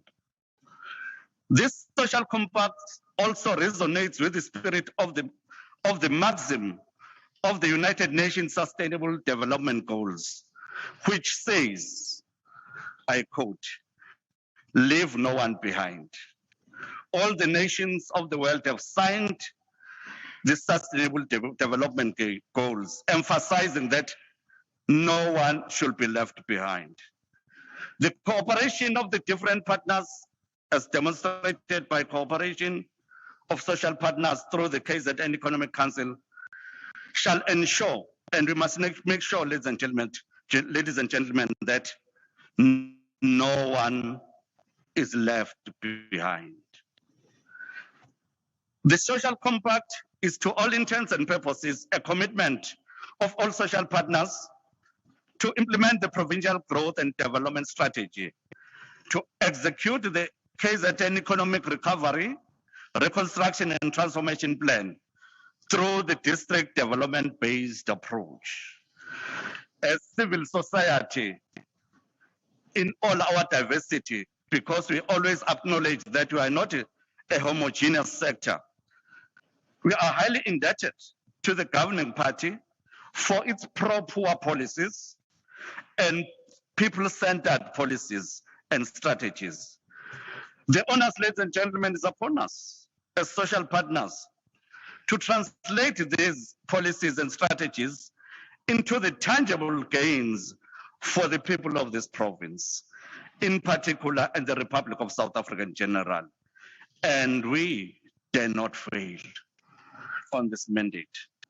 It remains our duty to simplify and practicalize the social compact and other policies.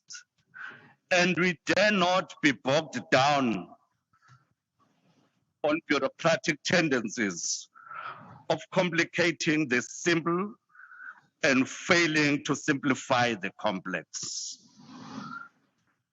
I would like to quote one statement from the social compact, which reads, open quote, "As social partners, we agree that it was imperative to secure substantially faster growth of the critical priority sectors of the provincial economy, making these sectors key drivers of the economy. The social compact has prioritized 14 sectors as key drivers of our economic growth and reconstruction. In conclusion, I would like to thank my fellow KZN Economic Council conveners, council members, and the secretariats for their tireless efforts to ensure that this social compact is an inclusive and practical document. To the Premier Honorable Zikalala for your visionary leadership, KZN. The Honorable MEC Ravi Pillay for your hands-on approach, sometimes having to work during ungodly hours, but it has produced some results, Comrade Ravi. Siyabonga kakhulu. To all the MECs who participate in the Economic Council, the HODs, government officials, and all social partners, thank you, and the journey continues. I'd like to close with a visionary statement from our National Development Plan, theme number 9, which says, we are people at work. We all have actively set out to change our lives in ways which also benefit the broader community. We are people at work. Our work brings us closer to our dreams. We work towards goals with patience and invested in actual effort. Because we are impatient to success, we work with painstaking vigor. Close quote. Thank you very much, and recognizing our His Excellency the Mayor. Thank you very much. Yeah.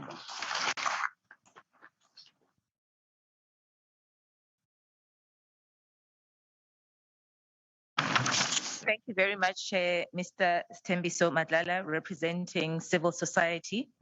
And also thank you very much also for sharing the key learnings from the pandemic, such as a very important element that transformation of the economy can no longer be delayed. And the fact that also through this pandemic, really high poverty and gross inequality was demonstrated within our society, which is a very big concern. And I think another very important point is, we never really acknowledge when government does good work. And thank you very much for recognizing that we had, during this time of this pandemic, our government was resilient, decisive. And even as a business community, we also commend the leadership of our province for giving us also time to also share some of the challenges that we're faced with, and decisions were really made timelessly. And another important element that you raised is that we really need to live up to the UN Sustainable Development Goals. If we're able to do that as a society and as a social compact, we should be able to achieve the goals that we want to get into.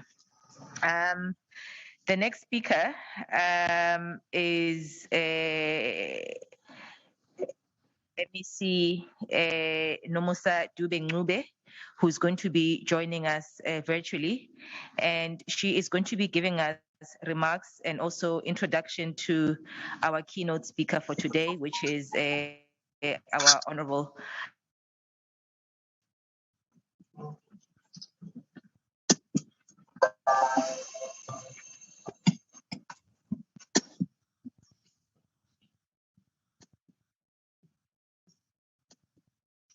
Thank you, Program Director.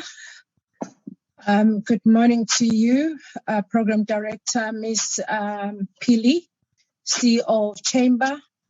I would like to acknowledge you. I would like to acknowledge the Honorable Premier Zikalala. I would like to acknowledge my Honorable MECs that are present, and those that are also joining us virtually, led by our chairperson, MEC Pillay, the Mayor of eThekwini Municipality, Councillor Kawunda.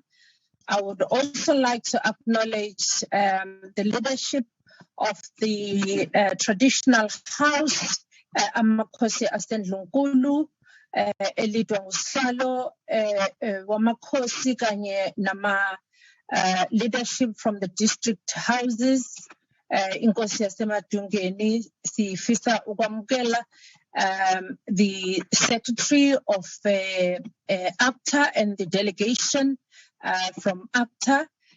Also, I would like to greet the co-conveners of the this Economic Council, the co-convener of Labour, Mr. Kize, the co-convener from Business, who spoke on behalf of Business, Mr. Nigel Ward, the president of Durban Chamber, Mr. Madlala, co-convener from the Civic, as well as the Director General, the DGs, the HODs, the CEOs of entities, the chairs of the boards, and the members of the media, and all the representatives, as well as all the presenters on this important Economic Council that we are having here today. First and foremost, I wish to personally welcome all the presentations that have been made, all the speakers before me. It is very encouraging to witness the level of detail in the presentations that have been made. And we must continue to share the ideas and strategies on what we collectively need to do to help our communities, our people of this province to navigate through these difficult times. Importantly, I'm encouraged by the excellent presentations made by the organized labor, as well as the civil society and business, in that all of us really need to hold hands if we are to cross over and see KwaZulu-Natal as a prospective province in which all our citizens need to live in, but also need to thrive as we are led by our Honorable Premier.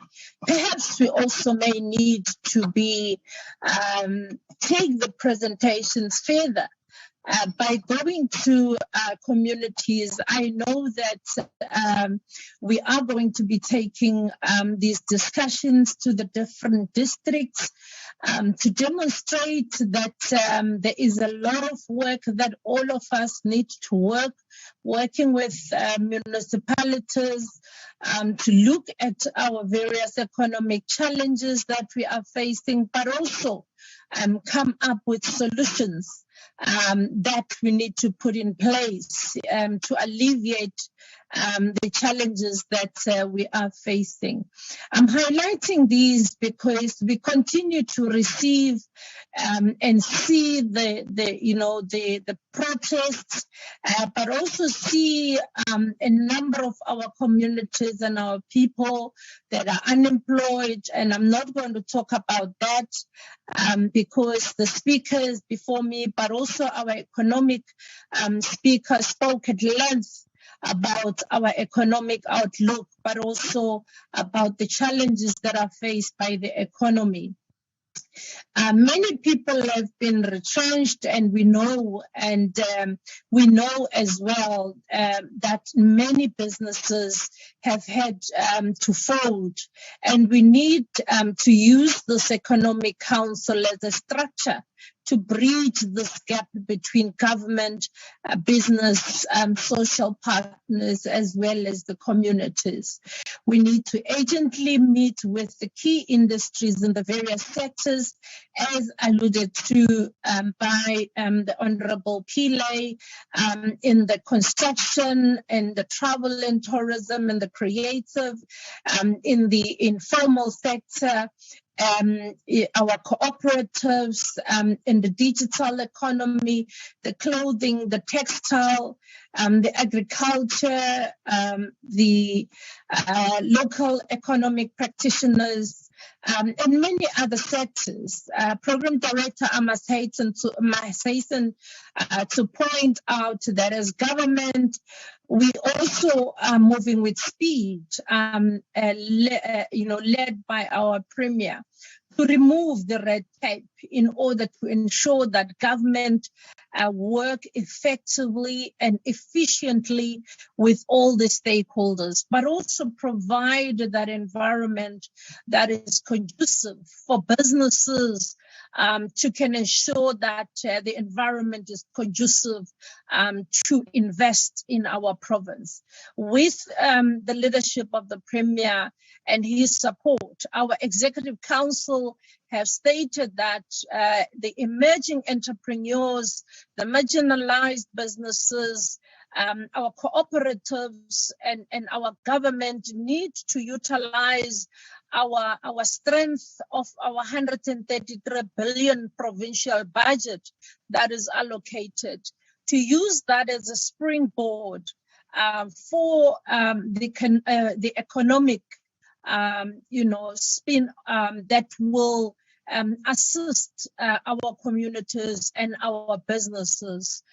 On this important day, we wish to reiterate that we are working very hard. Last 2 weeks, the Premier convened the financial workshop in our province, where we really thrashed out until very late at night, working as the government to ensure that we really are looking at our capacities, we're looking at our weaknesses, and to make sure that as government we really are dealing with some of the challenges that many of you, the speakers, have spoken about. The people of KwaZulu-Natal want to see, jobs, want to see the economy recovering. And we know that the Economic Council last year started last year or in the last 2 years.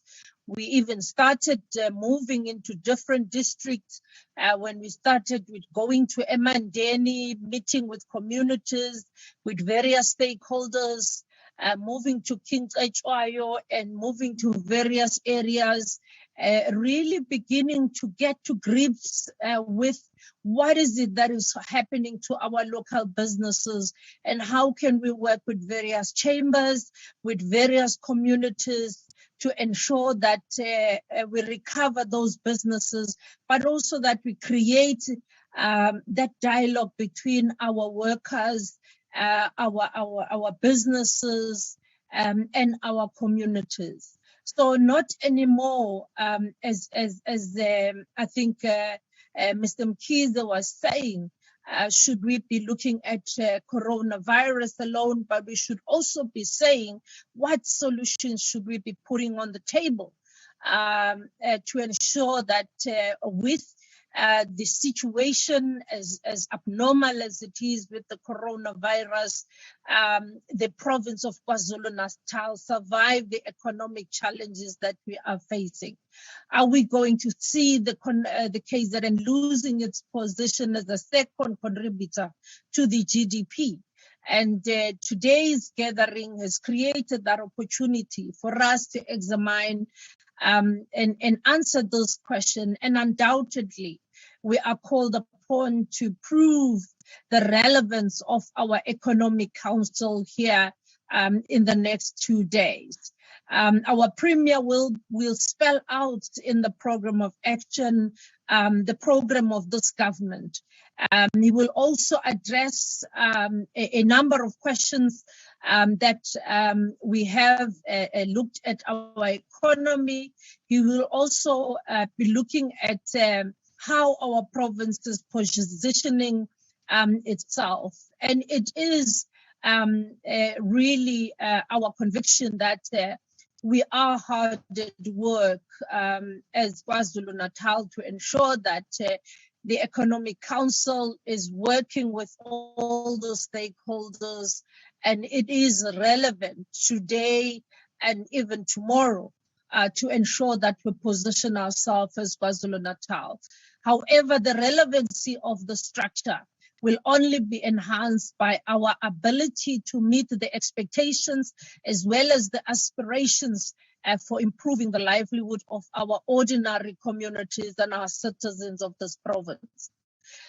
Program Director, allow me to say that in our premier, we are getting a leader who's energetic, who served as a co-chair of the KwaZulu-Natal Growth Coalition, who's also become an activist at the young age, who has served our communities at various levels, who has also served from the young age, credited with championing various projects, working with various presidents of our country and various leaders of our province and our country. He is a provincial chair of the African National Congress, program director, and ladies and gentlemen, allow me to welcome with a round of applause as we welcome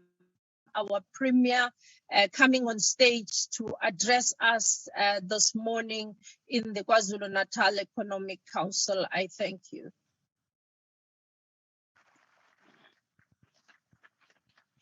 Thank you, colleagues. Let's be seated. Program Director, Ms. Pali Sapiri, honorable members of the Executive Council who are here today, led by MEC Pillay, as well as MEC Dubengube, and all members of the Executive Council, partners who are part of this Economic Council, Mr. Edwin Mkhize representing the Labour, Mr. Nigel Ward representing the business sector, and Mr. Madlala from the civil society. Your Worship, the Mayor of eThekwini, Councillor Kawunda, Police Kawunda, Inkosi Uzondo, Nkosi yesizwe, various leaders from different sectors who are here, the government officials, compatriots and all. It is an honor and pleasure to partake in this important gathering of the KwaZulu-Natal Economic Council. I have no doubt in my mind that this is a meeting of patriots who are seized with the task of expanding the frontiers of freedom and human fulfillment. In this regard, we are heartened that this gathering is convened during the Freedom Month, a month in which we as South Africans celebrate and reflect on the gains made since the 27th of April 1994 to date. On Tuesday, our country commemorated this important milestone, 27 years of freedom and democracy. We recall the founding president, Nelson Mandela, in his first State of the Nation address on the 24th of May, 1994, enjoining all of us as South Africans to roll up our sleeves and urgently get to work to construct a people-centered society. Madiba implored all of us to be seized with historic task of rebuilding our nation from the ruins of divisions to restore the human dignity of all South Africans. All of us gathered here are in agreement that a lot have been achieved over the past 27 years. But yet we are acknowledging that there is more that can still be achieved, especially on the economic front. While there is always a temptation to refer to the 1994 democratic breakthrough as a miracle, we recognize that it was a product of sweat, toil, and blood. Many people, black and white, paid the ultimate price to be able to put legitimate government based on the will of people to change the lives of all. Our Freedom Day also represents a victory of international solidarity in the global struggle to overthrow the apartheid colonial regime. It was also a triumph of civil society, labor and other sectors to begin a new chapter in a nation that had become synonymous with injustice and conflict for nearly 4 centuries. Our collective heroic struggle against the tyranny of racial oppression inspired to remember that nothing can stand in the way of the people united behind a common enemy. While we have many examples to point for our collective success since 1994, we know that there is a number of South Africans who feel we could have done more. These are South Africans who go to bed hungry. These are South Africans who have no income at all and without any prospect of securing employment. These are South Africans who are facing obstacles in starting enterprises to support themselves and their prospective employees. As we celebrated the Freedom Day on Tuesday, many were empathic that they have not tasted the fruit of freedom and democracy.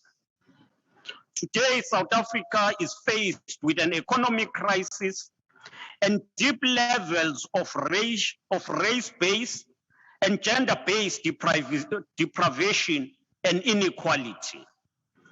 Just like we wage a fight against the monster and the enemy of apartheid, today South Africa requires immense sacrifices and a coordinated approach to reignite economic growth, create jobs, and banish hunger and poverty from the face of our beautiful land. We are therefore pleased as government that we are gathered under one roof with you in what can be only a practical demonstration of a united front we have formed against the economic challenges we faced before and even now during the era of this deadly pandemic, COVID-19. This venue, as Councillor Kaunda, the mayor, said earlier, the ICC and the Hilton Hotel next door are some of the casualties of the economic crisis precipitated by the pandemic, which has also ravaged global economies and caused untold human suffering. As we traverse through these adverse times, it is therefore imperative that we as the province remain united and not to take our eyes off the ball. We meet at a time, compatriots, where we know quite well that the global economic prospect deteriorated drastically in 2020. In 2020, South African economy is said to have contracted by 7%. It will take a united, focused and disciplined action from all stakeholders to undo this setback. It was only later in the year that the global economy began to rebound steadily from the substantial contractions following the reopening of the economic activities in the world, especially in May and June.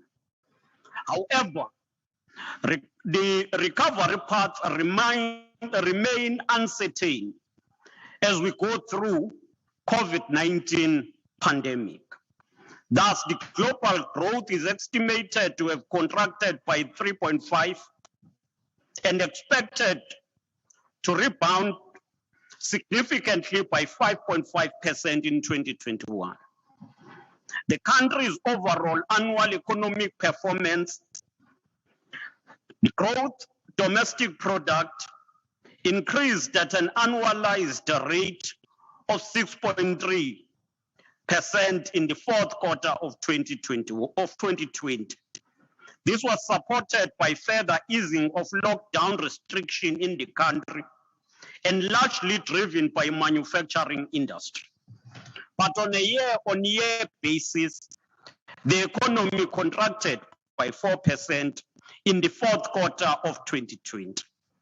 KwaZulu-Natal is the second largest economy, contributing an average of 16% to the country's GDP. And for 2020, the province contracted by 6.9%, with the construction sector hit the hardest and shrinking by 18%.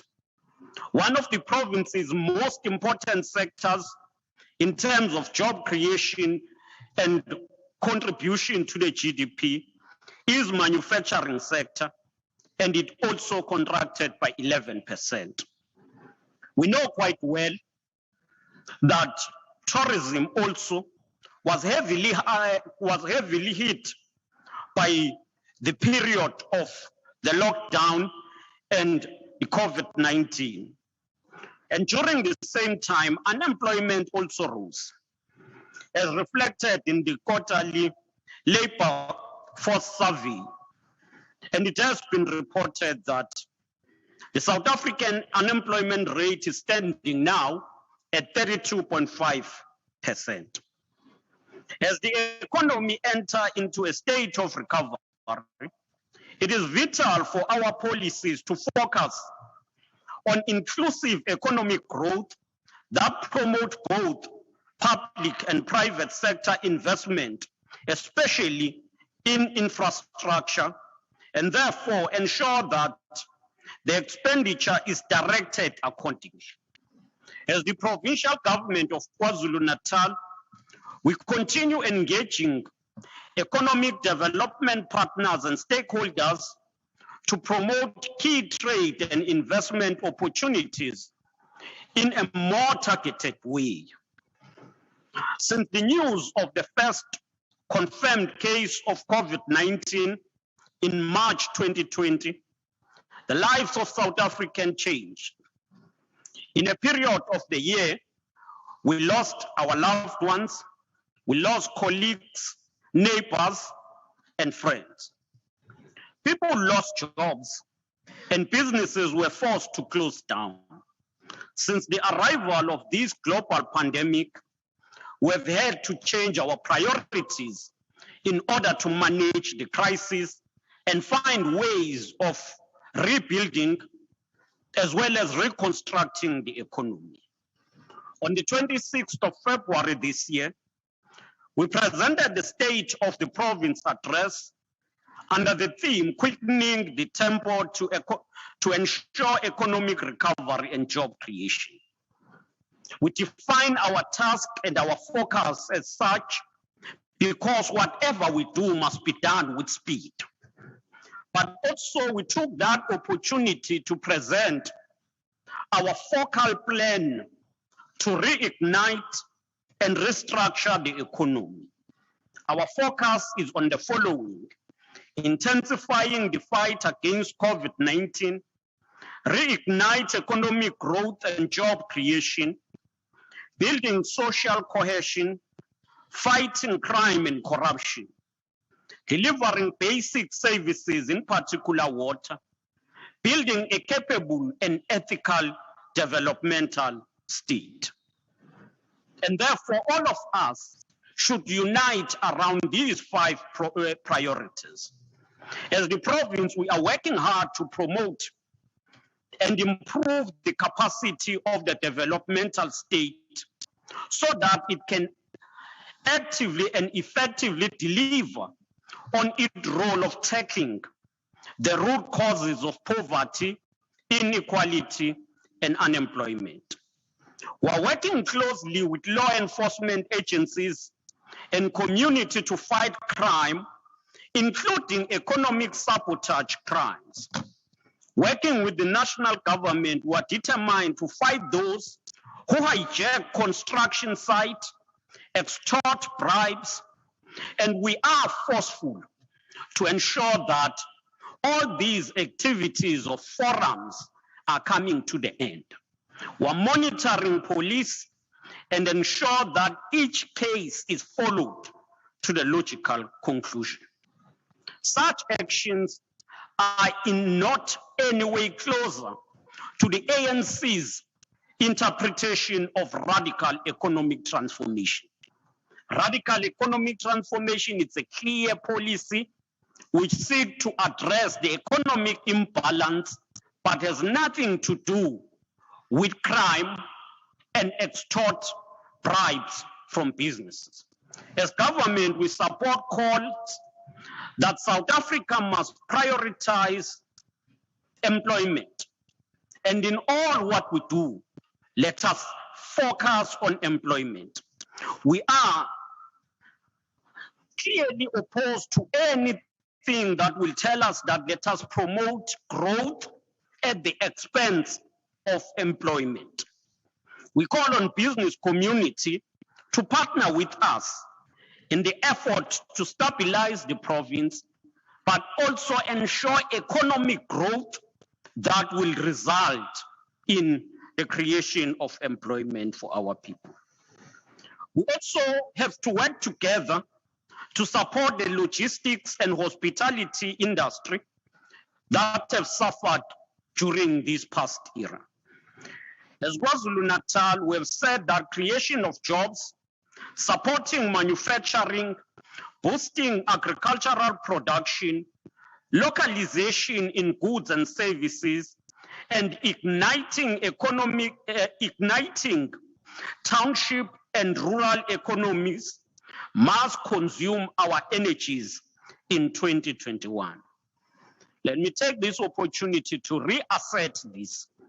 Our focus must be on ensuring that we support manufacturing, boost agricultural production, focus on localization in goods and services, and igniting rural and township economies. In this regard, we undertook in the State of the Province address to establish a war room on the creation of jobs, so that we are able to coordinate our efforts to ensure that we maximize energies and plans, but practically ensure that our plans create more jobs for our people. We're meeting here today as government, labor, civil society, and business. And this is a platform of social compact for economic growth and social stability for our province. As government, we have no illusion that our primary responsibility is to support the private sector to thrive and to create jobs. We understand also that whilst we support the private sector, we are a pro-poor developmental state. Therefore, we must create necessary conditions to support SMMEs as well. Research across the world clearly shows that many of the new jobs continue to be created by small enterprises. In this regard, we will continue to support SMMEs, including ensuring that they obtain and get finance, sustainable market, and also ensure that they are also mentored through incubations program that are offered by our departments. We remain serious about the need to de-racialize the economy and to alter the patterns of ownership to reflect the demographics of our land.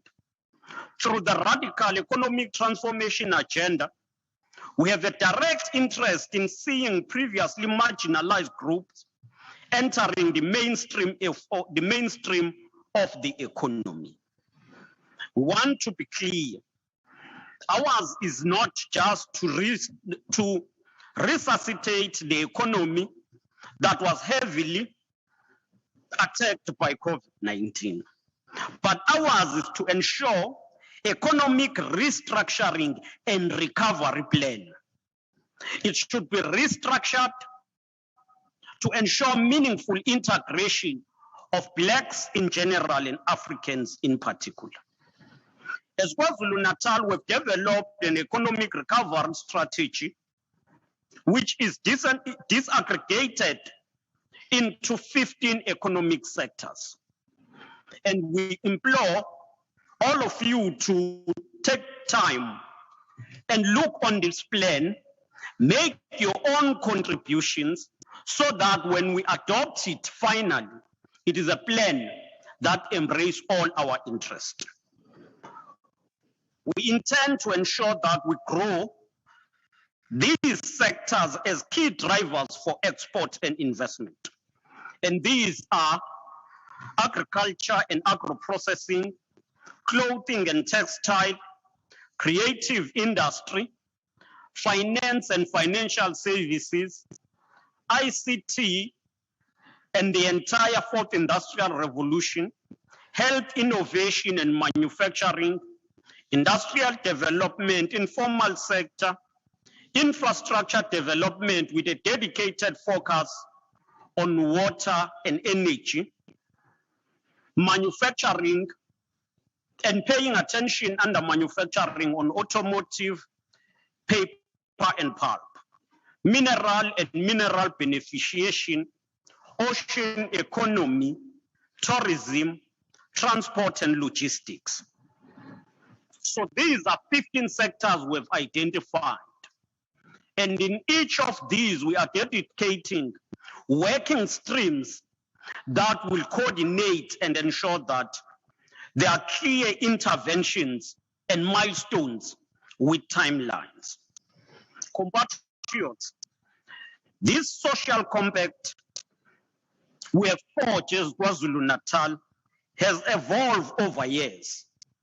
And tomorrow we will sign the social compact, which will set out firm commitment and an action plan for all of us. The compact should tell us exactly how we will work together to grow these sectors that we've identified. This social compact is more than just a document outlining a program of action toward reigniting economic growth. It should be accompanied by a clear monitoring and evaluation framework that will ensure that everything that we said here is implemented. And therefore, we are all called not to lament, but to invest our deliberations on practical plans that will then be implemented post the signing of the social compact tomorrow. Program Director, members of the Council, allow me to take this opportunity to implore the Economic Council to embrace radical shift. I don't believe we are moving with speed that is required to tackle issues that are affecting our society. So looking on and having been invited to this, I identified 3 key issues that I believe define or are defining for us today. And these are issues that are so essential that they define our existence, whether we still need to be together or not. The first issue, I think we need to reorientate ourselves as the Economic Council to become a microcosm of the future society we are building. We are building a society that will be truly non-racial, non-sexist, and prosperous. Now, let me take a risk. I think through government, we've done well to enforce women emancipation, including ensuring the emergence of women in key positions. I'm not sure whether Labour is doing enough, and I'm not sure whether the business is doing enough in that regard. But as the Economic Council, all of us gathered here, we must accept that we've not done well in ensuring youth participation. I checked with those who are responsible for logistics through MEC Pillay. And here we're about 70. If you include even those who are providing maybe services. May I take a risk and just request those who are direct participants, those who are direct participants with the right to speak from the table till the end. Those who are less than 35, if they may raise their hands, please. Those who are not providing services, not here because they are to take minutes or to offer a particular service. Those who are delegates below 35, may they raise their hands.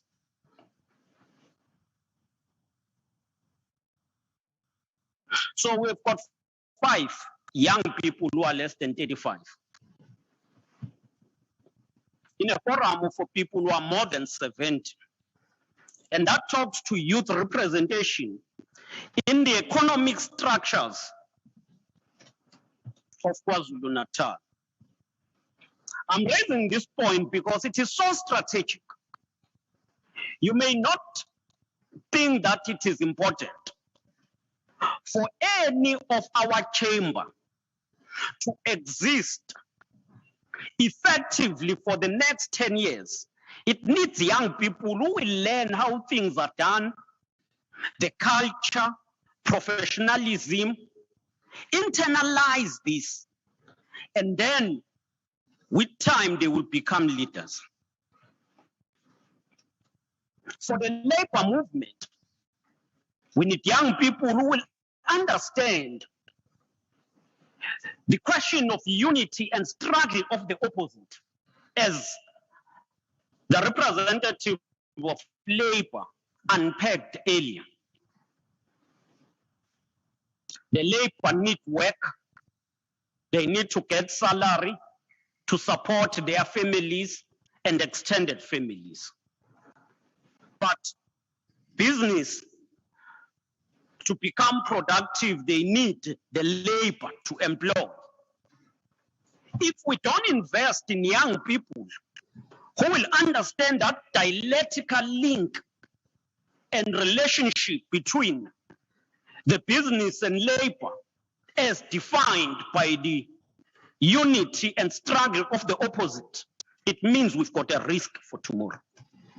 The civil society need young people who will bring new ideas. And civil society is not only civic organizations, it must include academia and others. So we need people who are going to provoke and present new thinking and ideas. And we should ask ourselves, when you then meet as a committee MEC Pillay, are we not suffering from stagnation? I can tell you that we know each other here. Possibly we have been here for the past 5-10 years. So we know each other. We are comfortable. Once a year we will meet in this economic summit. And we will repeat issues that we've discussed. Rehash and rehash. I think the Economic Council must look on how to revitalize revitalize itself, bring young people and bring women as a microcosm of what we are building, the society we want to attain. That is my first issue that I thought I should bring to you direct. The second issue is the capacity to implement. Well, I hear Treasury Jacob analyze and said government has no response, is not mandated to create jobs. I do agree that we play a meaningful role on regulations. And that regulatory framework must also compel the private sector to create jobs. So ours as government is not just to say we create a conducive environment for business to thrive, but it should be for business to thrive and create jobs. And that should be emphatically understood. Now we need to build the capacity to implement. And this calls for a developmental and an entrepreneurial state.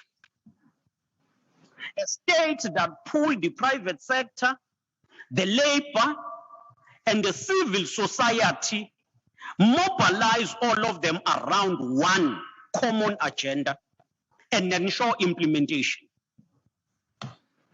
There will be areas of contestation and differences, but there must be implementation, and implementation must be what defines us.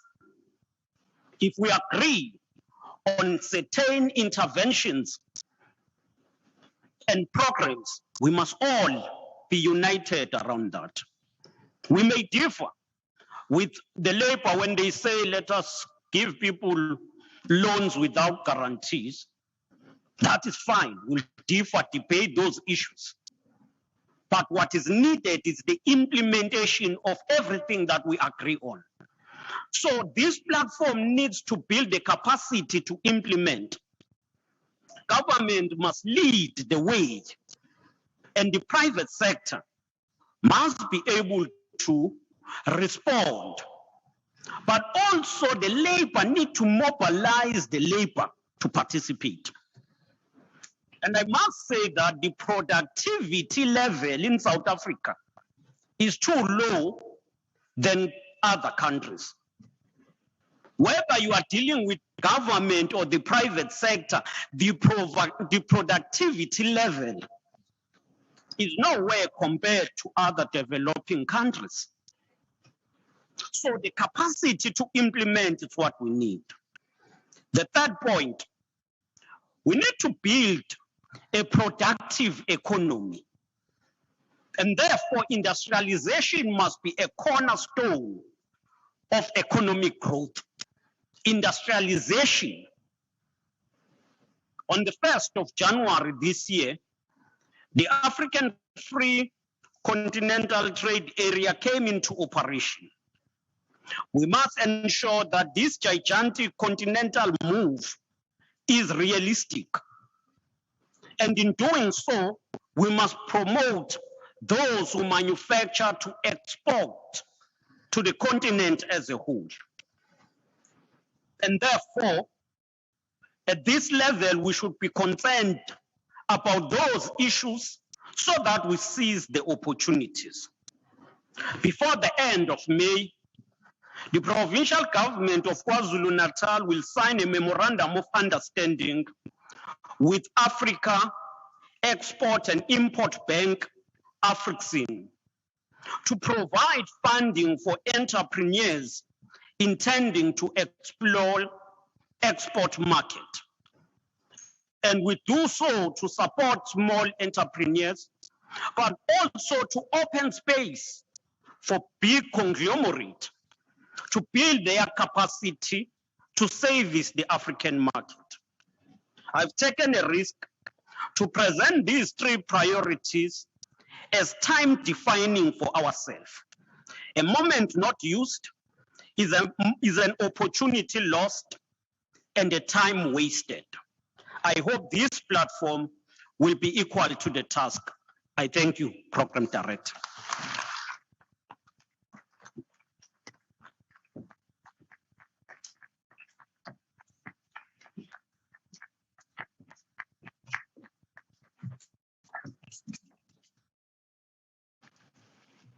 Thank you very much, our Honorable Premier, for those great words of support.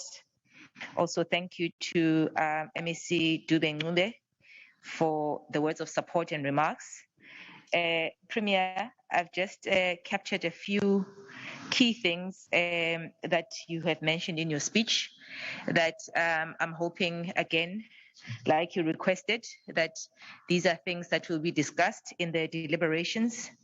The first one is that it will take a united, focused and disciplined effort by all social partners, which is government, business, labor, civil society, that are here today to recover the economic gains of our province. So there's a lot of work that we all need to do together. And also, inclusive economic growth is a priority, which in infrastructure, promoting key growth in a targeted way that will speed and reignite and restructure the economy. And you have mentioned key priority areas such as supporting manufacturing, boosting the agriculture, boosting township economy, which is very, very important, supporting the private sector, and the priority for the province is also to support the private sector to thrive and create jobs while supporting SMMEs, which is also very progressive. I mean, the support of our SMMEs is very important because we all know that the big businesses, they can't create more jobs, but more jobs will be created by the SMMEs. The restructuring of our economy to achieve the radical economic transformation, and that the council, this economic council, needs to embrace radical speed and make sure that things move quickly and accordingly. And you've also challenged us by giving us 3 defining issues that you'd like the Economic Council to look at. The first one is to reorientate the council for the future, which means that we have to include women and we have to have youth participation to revitalize this council. So this council basically needs to revitalize itself.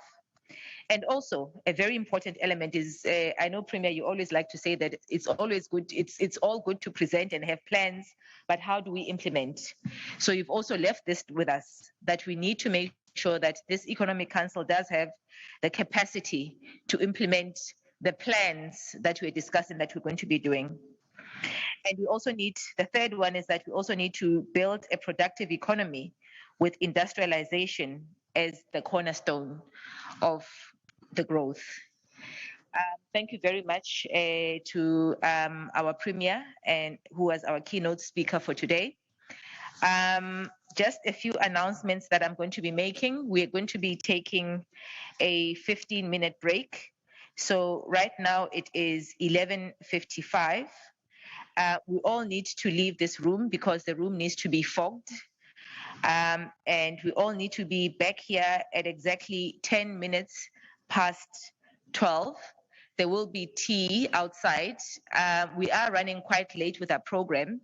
So if I can just please request that we do take exactly 15 minutes and be back at 12:15. Thank you very much.